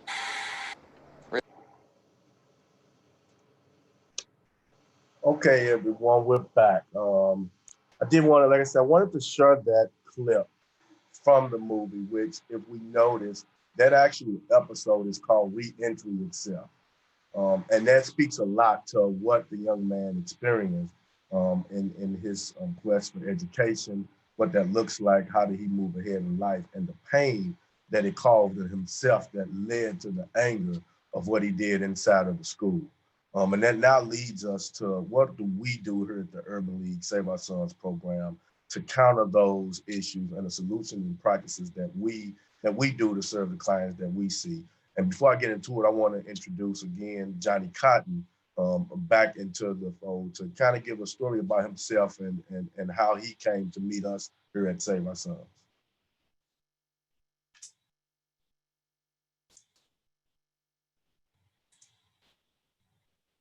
How you doing today? My name is Johnny Cotton. Basically, this is how I grew up. I grew up behind these. Growing up, I graduated, and I got skilled, but somehow I got dragged into what Tydrell said, the unskilled persons. I got dragged into them, and I left out of penitentiary behind these bars to find me a new way to find up some skill ups people that I can trust. Like Michael said, trust is what I was looking for. And when I walked through Urban League, I found that trust. And I skilled up. And they helped me find a job. Right now, I'm working right now, so I got to talk pretty fast. But I found all the skills that I can to find a good job at MoDOT, and with Urban Lead help, I found that. I found that job I can trust, I can have a family with, and I wouldn't done it without Urban League helping me skill up, helping me get that that education I needed to keep a job and to open more doors for me. I would like to thank Skill Up, and I'd like to thank Urban League once more. Thank you. Okay, we're back. Now, as Johnny alluded to, we run into, quite honestly, dozens and dozens and dozens and dozens of men with some of the similar background and stories that he went through that affected his life tremendously. Me, myself, growing up here in the city of St. Louis and seeing a lot of environments coming from South St. Louis to North St. Louis, to some of the what we would call project areas here in St. Louis, and being able to really understand what individuals go through as I lived with my friends throughout life, and seeing the decisions that they made in life and how they made those bad choices in life. And I have to say that I thank my mother and father and my brothers and my family for being close and being that support system that all our men need and women need to either not enter jail or make sure if they do that they don't re-enter back into jail. And here at Save Our Sons, the first thing that we build, like Johnny alluded to, is trust. That's the biggest thing that we see that our men need. Most of the time they don't walk through doors because they've lost a lot of trust. And some of the first thing that we like to tell them is no one is going to turn their back on you completely. What it is that people want to see you change. People want to see that you do better. And the reality is we make them own up to the decisions that they've made in life and realize that that was their decision. And people are more disappointed than upset. And what that does is it allows a person in their mind to realize that, okay, I can gain that trust back. And it goes both ways. The way that you don't trust people is the exact reason people may not trust you in certain environments. So it's able to hone it back into the individual. Then we begin with our class to change mindsets. That is probably the biggest and most important thing behind the trust is how do we change a person's mindset? We teach mainly life skills and soft skills. Life skills being the brunt of what we do. Teaching an individual just how to get to work on time, how to deal with the obstacles that they deal with. For example, we've had clients in our class, and as we're teaching class, a person says, hey, I'm here today, but it's hard for me to get a job because my child mother works. And we both live with my child's mother, and she works. And I'm left at home watching the child. That decision is hard for a person to know what to do next. So in that case, they say, what do I do? Like, I can't get a job. If I get a job, they're like, no, you have to watch the child. So our first thing with that individual is letting them know that those individuals pay the bills. Those individuals are doing the necessary things to keep a roof over your current head. And the reality is you have to stay at home and watch the child. However, that does not have to be and need to be your case long term. So we look to create IDP plans with our individuals and to see how do you move to that next stage? How do you map this out? How do you give yourself time to say, hey, within another 30 to 40 days or 15 to 30 days, this is what I'm looking to do, and present those job opportunities. And once you're able to get your job, work with your child mother to get the proper child care. And these are things some men have never experienced or never known how to do. So our class actually gives them that information. And with our class serving men from the ages of 17 to 65, it allows not only us and the HR to give them instruction, but it allows peer mediation amongst each other and more of mentoring from an individual that may be 45 that has experienced the same thing that a 19-year-old is going through. So he's able to mentor that person while in class. So even though they're in class learning, they now gain even more confidence about themselves because they're now looked at as a mentor from a fellow participant in the class, which is very huge. The next step that we do is we ensure opportunities are tangible. We don't just dangle an opportunity in front of men, but we make sure they are very tangible, thus them being able to meet HR managers. If we look statistically, they say that African-American men are least likely hired. And the reality is, through our class, it gives our men actually a push to the front of the line, so to say, in getting those opportunities. Because because no one else is meeting those HR managers. They actually get a chance to meet with them and interview with them if need be after class and or hiring fair that they host. Also, we support them. We make sure barriers don't exist, which brings a person back to the lack of trust. Everyone says gets a job, everyone says attend this training program, and once that happens, how do they survive? First day of work. If they don't have any funds or bus tickets, they don't show up. So we talk to HR managers that's trying to figure out, we hired some people, and on the first day of work, people are not showing up. And I say sometimes that's because a person has been out of work for so long that they then don't have the cash. They borrowed so much money from friends, and now when it's time to work, they don't have the cash to get to work. So oftentimes they withdraw themselves. They go back to some of the things that they know of because they have friends in their ear saying it's not going to work. I've tried that, it's not going to work. So they revert back to that. So what we try to make sure is we have the bus tickets available. If it's a person that drive, we make sure they have a gas card until they get their first check.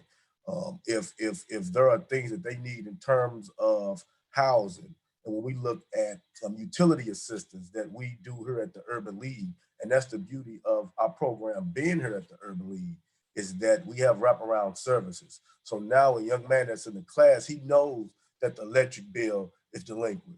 He himself now can be the leader as we encourage him, hey, take the application home, have your child mother fill it out, bring it back with the proper documents, and we can get that going. And what that does now is start to put that man in a position as a head of household, because heads of households make sure and they provide to make sure that the house is taken care of.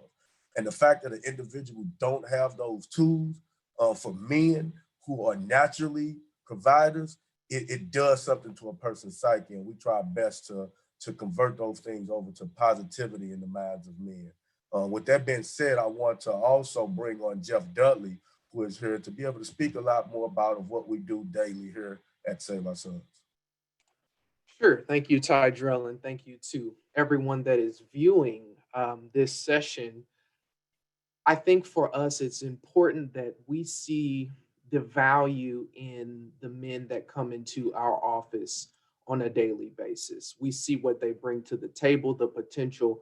All of these things I think are important in the process that we take them through. And one of the things that I think is valuable for us when time permits with our process is to really take them through a coaching kind of mentoring process, as Tydrell has already mentioned. One of the things that we're able to do on some occasions when, of course, time permits is we have them to look at a goal sheet, which will list out short, long, and immediate term goals. And one of the things that we do, one of the things I have done is to, on that immediate line where it's immediate goals, we have them fill out, get a suit. We have a suit closet here where we are able to provide our men with suits to get them prepared for their interview. And so the thing what that does is it helps them to build confidence immediately, as in, okay, if you say you want to have a goal to get a suit, I'm going to get you a suit right now, today. That's step one. Step two is now we want to get you in front of as many employers and as many interviews that we can. So it is our goal on the first day of the meeting, the participant or the client, to get them to apply for at least 5 to 7 jobs so that we can get them in the circuit of wanting to be in front of an employer. And this 4-week training that Tydrell is talking about has so much value, and I've seen it firsthand. I walked the gentleman through it for 4 weeks, and when he first came in with his mother, he was a younger guy. When he first came in with his mom, she just had a very depressed look and concerned disposition and demeanor. I could tell that she was very worried about her son, that he may get caught up into the situation that you just saw on the show. And after taking him through the coaching and the mentoring, going through the professional development calls that I had with him over the phone, of course, we were able to get him employed at the end of that 4 weeks. And when his mother came in with him after the interview for the hiring fair that we had with Schnucks, her whole presence has just shifted.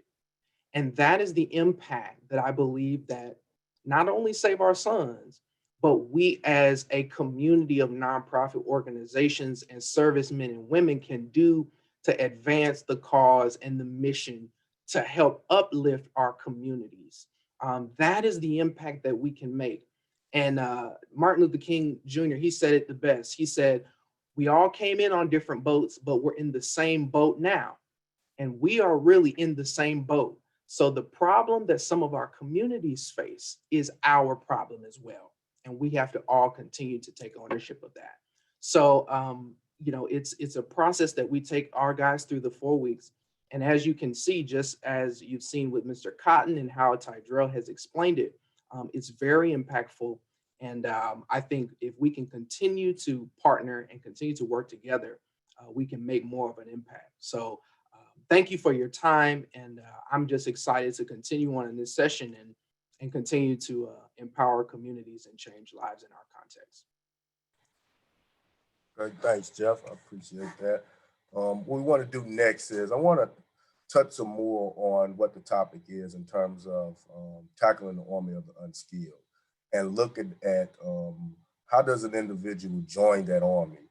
What are the causes and the effects in terms of the men that we serve, and it has caused them to either be a part of a life of crime, get into domestic abuse and things of that nature. So I'm going to share my screen here with you all to hone in on this.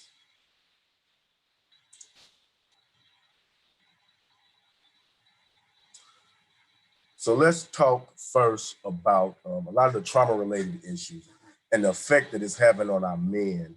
And us working here at Save Our Sons, we see it daily with the dozens of men that walks through our doors at times daily, and the hundreds of men and actually thousands over the course of starting the program in 2015 and what that has done. So let's talk about some of the things that have been talked about in terms of African-American youth growing up in economically disadvantaged urban contexts, experience levels of violence comparable to youth residing in war-torn countries, which to note that few studies have actually examined the consequences of what that does to African-American adults. We were fortunate to have a young lady by the name of Sherelle Green, who is with the Department of Criminology and Criminal Justice with UMSU, do a study on our men, exclusively with our men for a presentation she had to do in front of thousands of individuals to talk about the exposure to violence and PTSD and what it does to an individual and what it does to their emotional intelligence. These things that I'm going to share with you and some of the quotes I will share with you are all from men exclusively from the Save Our Sons program. The names have been changed for the sake of individuals' identity, but we're going to talk about that exposure and what it does. And these are all things that lead to a person either ending up in jail and or going back to jail. Let's talk about intrusive thoughts about traumatic events and flashback that they've seen, fatalistic thoughts, desensitization to violence, anger and anxiety, the potential of normalization of the use of violence, and also hypervigilance, which is real important, and I'll come back and speak on that even more, but also self-medication through drugs or alcohol abuse, and emotional numbing and avoidance, which also leads to the lack of emotional intelligence. But what I want to hone back on is hypervigilance. And when we look at that definition, it says it's a state of increased alertness. If you're in a state of hypervigilance, you're extremely sensitive to your surroundings. It can make you feel like you're alert to any hidden dangers, whether from other people or the environment. But we have to note that oftentimes these dangers are not real. And we see that a lot with the guys we serve with some of maybe what their complaints may be and their thoughts may be. And we know that, hey, this issue may not be what this individual believes it is, but because of what they've been through, this is what they believe. But we know this is what's stopping them from moving forward and not entering back into society to be productive. Let's talk about some of the quotes. I want to go through this very quickly and very brief to kind of show you these are real people that gave real answers that have been through our program. Let's look at this. So abuse. One individual manual said, Black people don't like to talk about mental health issues and sexual abuse. And there's a lot of it that's going on in the neighborhood. Another individual said, my grandmother had Alzheimer's, so she was pretty abusive to me. Yes, she was really abusive.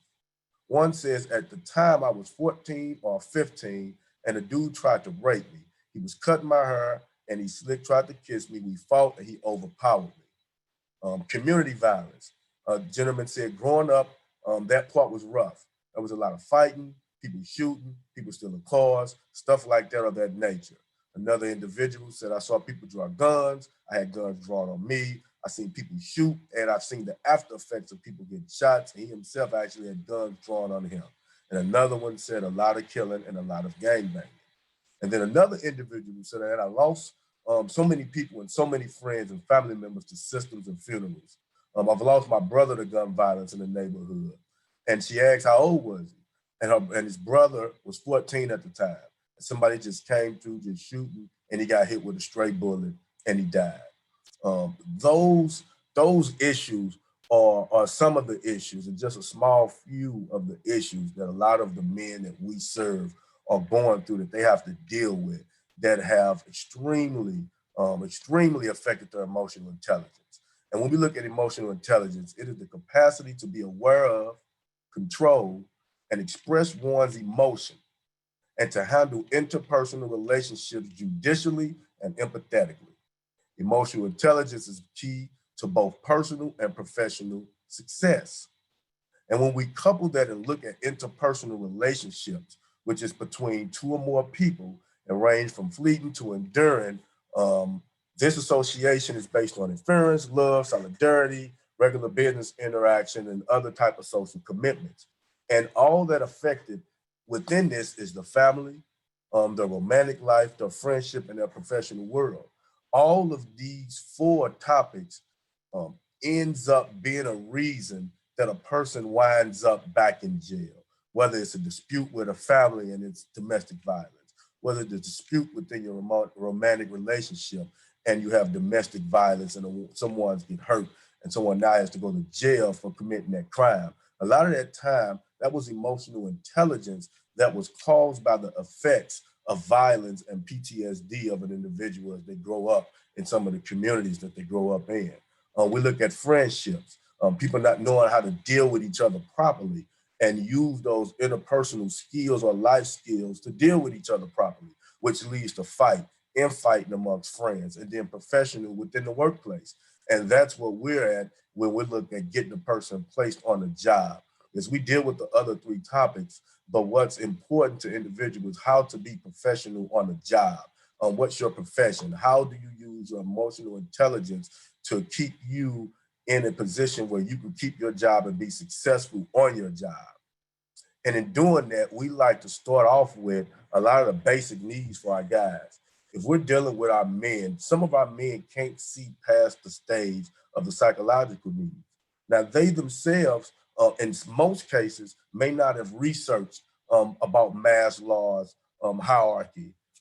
They may not know about it, but they do know that they don't have water and food to eat every day. They don't have shelter over their head.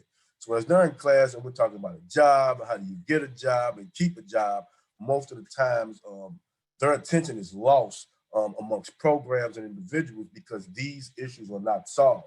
Some individuals are ashamed to talk about those issues. So some keep it hidden. Some individuals can come to class every day and be ashamed to say that they're living in a shelter. And we've had men living in shelters that come to our class daily, and only through one-on-one talk and counseling are we able to uncover those things. And what we know for sure is the wraparound services that we have here at the Urban League can help us meet some of those needs. So our guys that may need food boxes, because we hold our food distributions and we also have food pantries, we're able to now make sure our guys can leave with food. We can make sure they have some of the clothing that they need through some of the donations that we get for suits. We also get regular clothes, whether it is brand new underwear, socks, and the things that a person needs just to feel good about themselves. and to know that they can themselves move to the next stage of life. And before I continue to move further, I want to talk about, as we alluded to, community violence, and we look at emotional intelligence and how to deal with each other, our family members and our friends. I want to bring on Farrakhan Shigad to discuss some of the things wrapped around our movement with our Federation of Block Units and why it's so important in coupling with the work that we do here at the Urban League. Farrakhan, it's yours. I appreciate that, Tydrell. Can y'all hear me? Give me a thumbs up if y'all can hear me. That's what's up. Okay. Thank you, Tydrell. Thank you, Jeff, Mr. Cotton. It's good to see you. Brother Les, Miss Donna, and Arches Events. How you all doing this morning? Thank you so much for having us. So Tydrell have invited me to briefly share some benefits and also some inner workings of the Federation of Block Units. But before I even begin, let me just say, Tydrell, I commend you and you and Jeff and your team, man. I commend you for your hard work, your dedication, and also your consistency. Let me just add this quick story in. I called Tydrell last night. It was what, about 10 o'clock or 11 o'clock? A guy had an interview yesterday with AT&T. He needed questions answered. He wasn't quite sure what an email he had got from them, what it meant, you know, and he was kind of bothered by it. So I called Tydrell on three-way, and I'm so grateful that Tydrell answered, because this individual was so upset that he was ready to, you know, just explode. But Tydrell had a conversation with him and talked to him, was like, hey, this is what their email is saying. It's saying that you're overqualified for these positions, but AT&T is seeking to use your qualifications for another position that they were not intending to hire for today. But because this individual came up, now they are looking to fill that position right away. So I'm glad Tydrell was able to articulate that to that individual, because sometimes, you know, that can cause confusion, that can cause assumptions, and that can cause, you know, a lot of people to miss out on opportunities because of that. So Tydrell, I thank you for that, bro. Thank you, no, bro. So the Federation of Block Units is an auxiliary of the Urban League of Metropolitan St. Louis. We were founded in 1932, and we are the oldest self-help grassroots organization established in North St. Louis. And we know that we're talking about workforce development. We're talking about individuals finding meaningful and gainful employment. But even in addition to that, that is not the final piece to the puzzle. So when individuals are returning home, when individuals are switching careers, when individuals are starting jobs or starting careers for the first time, I think it is really, really important that what our workforce development staff at Save Our Sons is doing, and making sure that individuals are able to support themselves and also support their families. So my question then becomes to Tydrell and Jeff and even Mr. Cotton. So what's next? How does the work continue? How does the mission continue? So now it's the community's turn. So once that you have put yourself on solid, anchored ground, now the next task is for you to go out and to help the next person to be successful, help the next person to achieve, help the next person to be this model citizen. And that's where the Federation of Block Units come in at.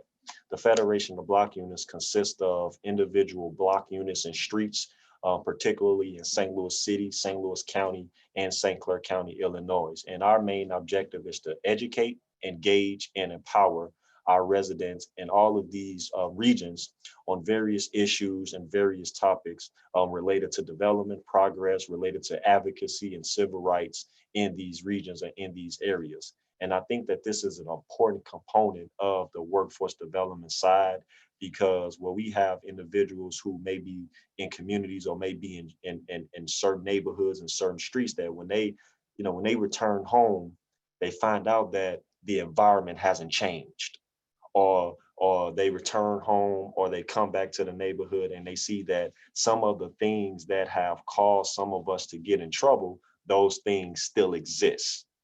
And so what we are doing with the Federation of Block Units is to make sure that these individuals have the community support. If there's anything that is existing in these neighborhoods or on these streets that our block unit members can identify and can assess and say, okay, this is a detriment to our neighborhood. No, we don't want these drug dealers on our street. We don't want these fast moving vehicles coming down our roads. We don't want these individuals to just coming on our corners. They're posting up, drinking, littering, doing all of these nuisances in the neighborhoods. And I'm grateful that our Federation of Block Units are a buffer zone to that, because their job is to make sure that all of those negative insights in the neighborhood is removed, so that anybody is not going to be pulled or be attracted the wrong way or go down a negative road. I'm grateful that the Federation of Block Units have been able to provide basic services for those that need it, from utility of service, from LIHEAP services. And I'm pretty sure, Tydrell, you mentioned these services before. But even by mentioning these services, we know that there are individuals who don't take advantage of these resources or these services simply because they don't even know about it, or they may not have heard about it. So our job at the Federation of Block Units is to take these services, take the work that Save Our Sons is doing, take the work that our weatherization department is doing, take the work that our Head Start and our education department is doing, take the work that our housing task force is doing. We take that information, we take that work, and we're taking it directly to these two individuals' front doors. We're taking it directly to their places of employment. We're taking it directly to their schools. We're taking it directly to where it could be right in front of their face, saying that, hey, this is how you can get involved. This is how you can keep individuals staying on the right track. When the person sees that a community is supporting them, they're more likely to be successful and more likely to advance and progress moving forward. So my job as the director of the Federation of Block Units is to make sure that every single person that is returning from home, every single person that is entering the workforce, to ensure that they have a level of community support. If I see you walking down the street and I know that you and certain individuals don't mix, well, it is my job, and it is the job of the Federation of Block Units to try to make sure that these paths don't cross, so that we can avoid any confusion, avoid any chaos, and avoid any arguments, avoid anything to keep individuals from out of trouble. And I'm so grateful that I am in this role. I'm so grateful that I'm working with Tydrell Stevens in this role. And I'm grateful that individuals like Johnny Codd have now been able to enter the workforce, return from home, enter into a workforce, get a good paying job, but now they're actual leaders on their street.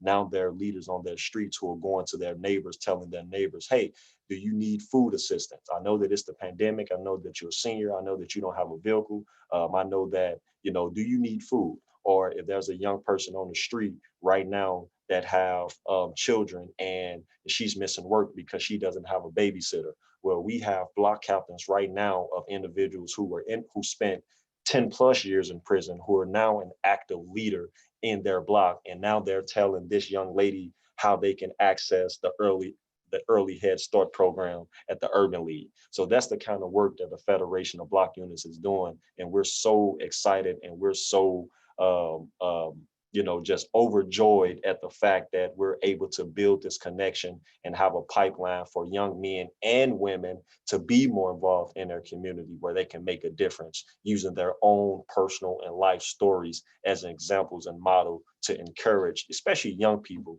to not go certain routes, but also focus on the positive routes. So Tydrell, I hope I didn't miss anything.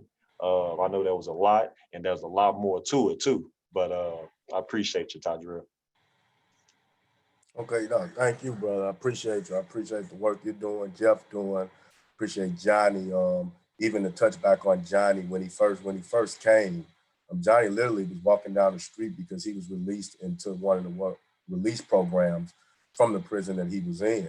He was literally just walking down Kings Highway and happened to see our office in our building and came in.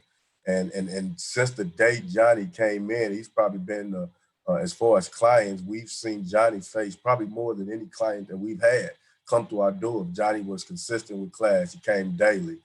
Johnny was coming to almost every hiring fair. Even if he didn't want the job necessarily, he still came to the hiring firm to get that experience, to learn from that interview and continue to learn and build himself up. And that's what we encourage all of our clients to do, is to build themselves up. So we'll have a client be present in a job fair that this may not be the right one for you, but you need some real life experience. Let's go in. And in some cases, individuals didn't know that they can get those jobs, and they end up with jobs that they never seen themselves in before because of the amount of opportunities. When we look back during the COVID year, which COVID has affected so many homes drastically. When we look at pre-COVID, we were already dealing with such an issue. And we wouldn't say even post-COVID, but during COVID, it made it much harder. One of the things that we realized, knowing that there's an army of the unskilled that exists and is recruiting individuals daily, we knew that we couldn't close our doors for long. So when it first happened, yes, we had to close. The pandemic was at hand, and once everyone understood and people slowly got back involved, we opened our doors immediately. And in 2020 alone, we hosted 54 what we call direct target hiring fairs. And these hiring fairs are direct target for a reason. Again, men are looking for trust. So what we have to be careful about is that every individual that comes to see us is going in front of people that have real, tangible opportunities. So on the front end, we vet our clients internally. We vet those that are looking for those opportunities. And we only book people on the schedule for those hiring firms that do meet the minimum qualifications, that can actually get the job, which not only helps our clients, but it helps the employers during this climate, which is most important to us, because if we have no jobs, we have no opportunities. We have a lot of individuals that are just going to be upset without ways to make money, without ways to take care of their families. And that's really one of the number one things, is how do I be able to take care of my family? With that, I do want to touch on some of the key things that we do with individuals when they come home from prison, most importantly. When you take an individual that may have been incarcerated for the last 15 years of their life, for them it's hard, because what do I put on my resume? It's like, how do I convince a person that I've spent the last 15 years of my life in jail, and now I'm out ready to be an asset to your organization? The first thing we remind individuals is, jail was your past. Let's keep it in your past. You are here now, and you are who you are now to move forward. So one of the things we do on their resume is, if we're looking at placing them in a job, and let's say it's a cooking position. They say I was a cook for so many years while I was in prison. So guess what? We're going to put down a cook. We're going to put down the duties and responsibilities and the tasks. And in the field for the job, we're going to put the state of Missouri or the state of Wisconsin, whichever state or the state that they belong to, where they were in prison at, that's what we would list. And in most cases, employers at times overlook that. They don't even see the connection. They just know that this person had experience being a cook, and they have the experience that they need to hire this individual. We also make sure, as Jeff alluded to, that they're up to par, in terms of their appearance. A lot of individuals have lack of confidence because of their appearance. They know, I cannot go in there looking like this. So without us and having the tools and the clothing, they just won't walk in for that opportunity, because they know the door's going to be shut. So can you imagine a person that's coming home from prison, maybe in a transient living space where it could mostly importantly be homeless or something to that degree. Now they're able to walk into an interview with a resume that looks like they've been working for the last 15 years of their life. They come in there with clothing on that does not allow them to be prejudged. And now the employer themselves does not know their history. So they can talk about their character. They can talk about how they can be an asset. They can talk about their work ethic.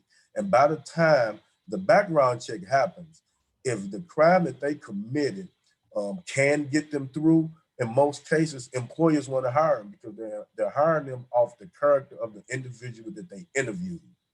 And they see that interview and that candidate actually is going to be great. So they're ready to overlook that issue if it's an issue that can be overlooked in terms of a case-by-case status. In 2021 alone, as we are getting this year started, and we're off to a great start here at Save Our Sons with helping people, 33% of our clients are ex-felons.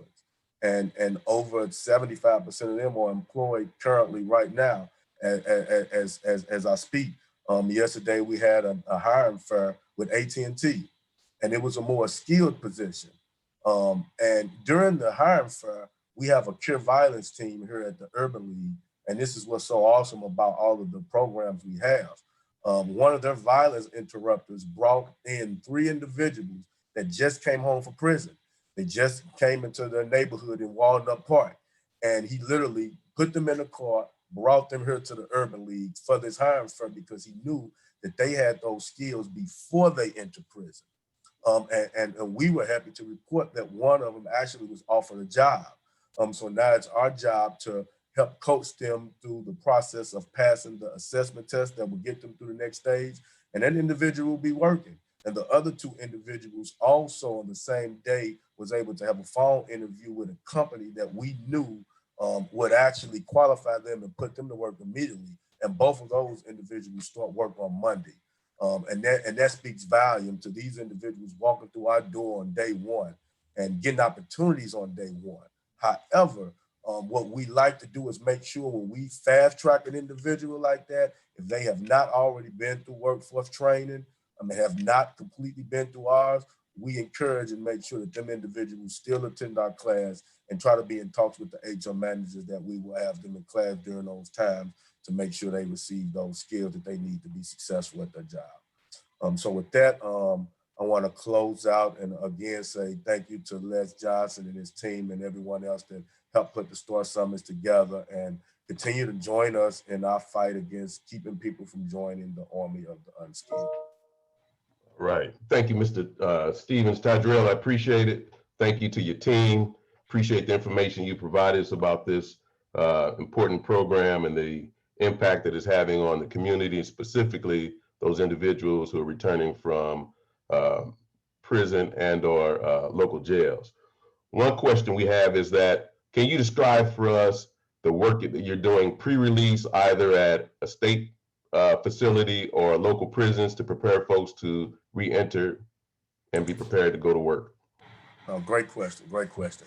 So we have began this past year to start that process. One of it is we entered into the Algoa prison, the correctional center in Jefferson City, and we hosted our inaugural Save Our Son class. So the work that we do post an individual getting out is the same work that we do on the pre-side. So we go into a prison and we still host our same 4-week class. Instead, it's inside of the prison. We give them all the same skills, all the same tools. We can launch virtually with any of our employers to talk to them and engage with them. So we know that they're ready when they come home. They don't have to go necessarily through that class. They're ready to enter into the workforce. We know what their history of work is. We know what they're capable of doing. We know what they would love to do if they can get a job and be on it for the rest of their life. So our job is to couple that and get that ready for a person on their way home. So we're proud and thank you and very thankful for Donna King for inviting us to also be able to talk with her staff and build more relationships with probation and parole, and also Ken Chapman and Ann Presite for getting a letter of commitment to us that we will in the future enter into more prisons throughout Missouri, and we will begin to work more with release programs that are seeing men when they come home from prison. So the work in terms of pre-release has just begun this past year, and we are aggressively looking at moving that forward. Great, great. Next question I have is, are you federally or state funded? So we are both state, federally, and also private donors as well. The great thing about the leadership of Mr. McMillan is understanding that we are a program that needs to be up and running and needs to stay running.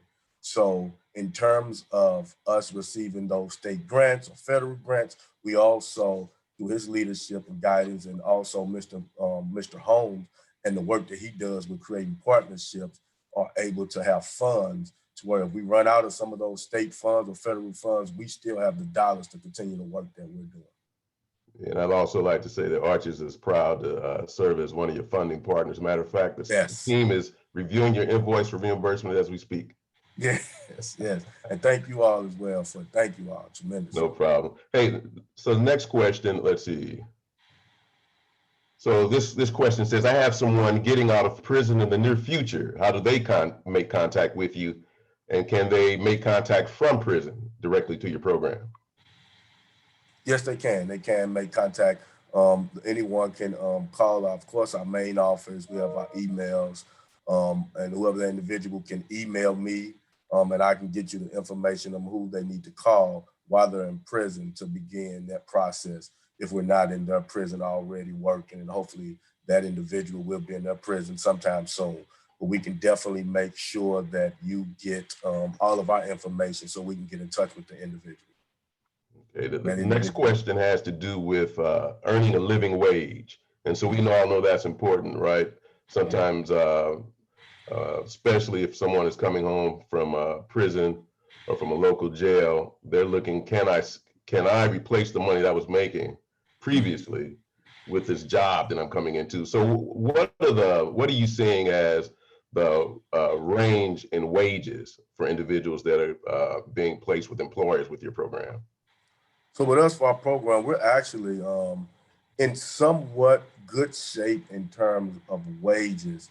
And when I say good shape, I mean, we don't have many that are in the $9 to $10 range. Our average wage is somewhere upwards of the $12, which we see ourselves as still not a complete living wage, but it at least gives an individual some of those basic and those low dollars that they do need to function and feel as if, okay, now I can go to the next stage. What we most importantly are looking at now is a lot of employers are looking to offer positions with livable wages. We have had an influx because of the work we've been doing at entry-level positions with companies that are now calling us. We most recently had a hiring firm with Anheuser-Busch. They had 4 positions available and they hired 3 of our candidates. And these were positions that were paying $33 an hour or more. We have tons of companies now that are willing and ready to make those jobs available, and also apprentices. So when we look at apprenticeship, that's what we a lot of times want to look at with a lot of the guys coming home from prison. Because they have had opportunities to make a lot of money in the fields and the career choices that they made that possibly landed them in prison, we can only match that with opportunities that meet that.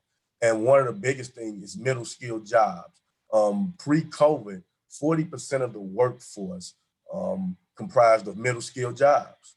And those jobs are jobs that only take 12 months or less to get the certificate you need to be making at least $40,000 or more a year.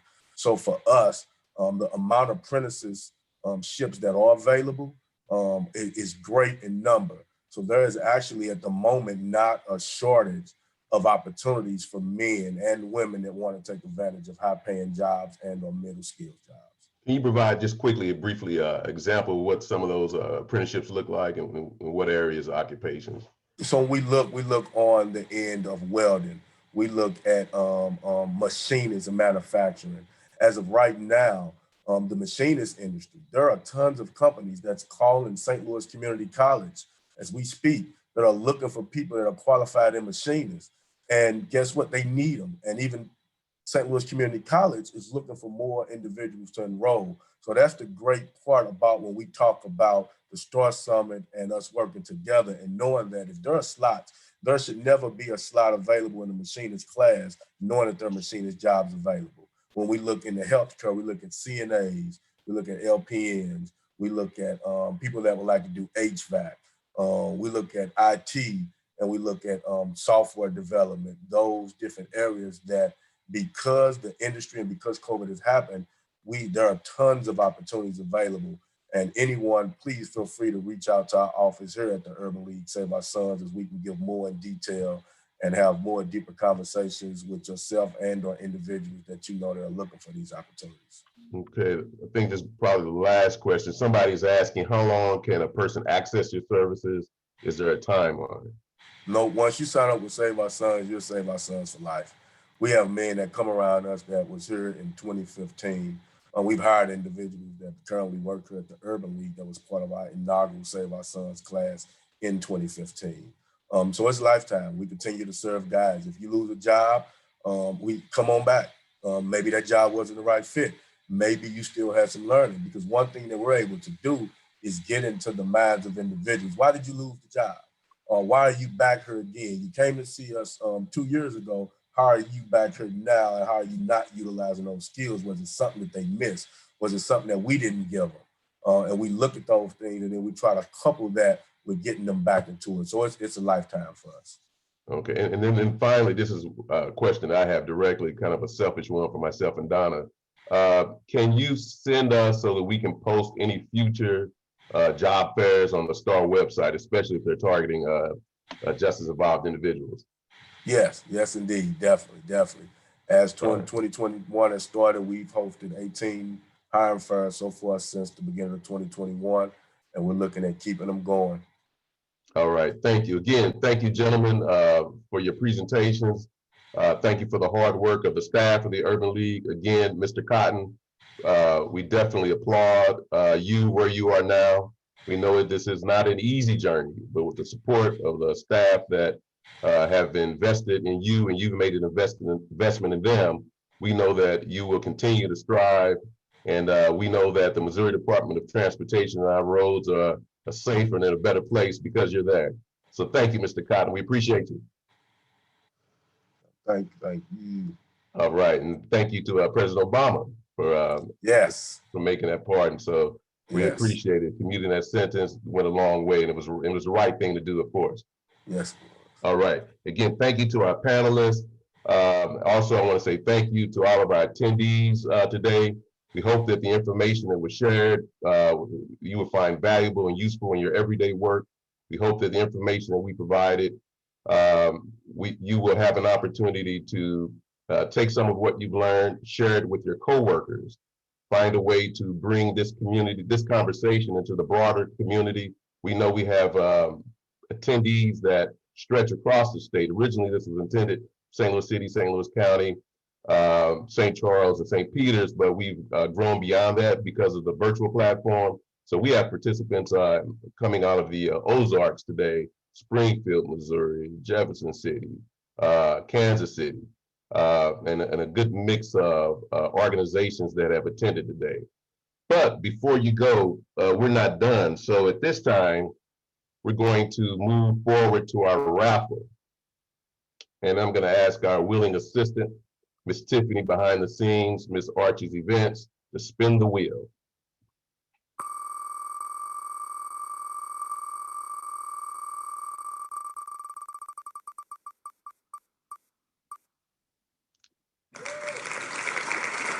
All right. Now before I make this announcement of the winner, you got to be here. You got to still be here to win. You got to be in it to win it. So, you got to be present. Miss Lena Byram. He's here, Les. Good. So congratulations to you. You've just won a $50 gift certificate to Starbucks on behalf of Arches. So enjoy that Starbucks coffee. I take mine black, no creamer, no chaser. So I'll join you wherever you are across the state for a virtual coffee mug salute. All right. Thank you. At this time, I'll turn it over to Donna to close us out. Well, I just like to thank the Tydrell and your staff. I do look forward to more partnership and collaboration with you all. I took some notes that I'm gonna be contacting you about so that we can expand even further. So I'm excited about this partnership that we're developing under my watch. So I appreciate that. And I just want to say thank you to all the other presenters, our keynote Debbie and Judge Mullen and Mr. Rucker, who welcomed us this morning. I appreciate it so much.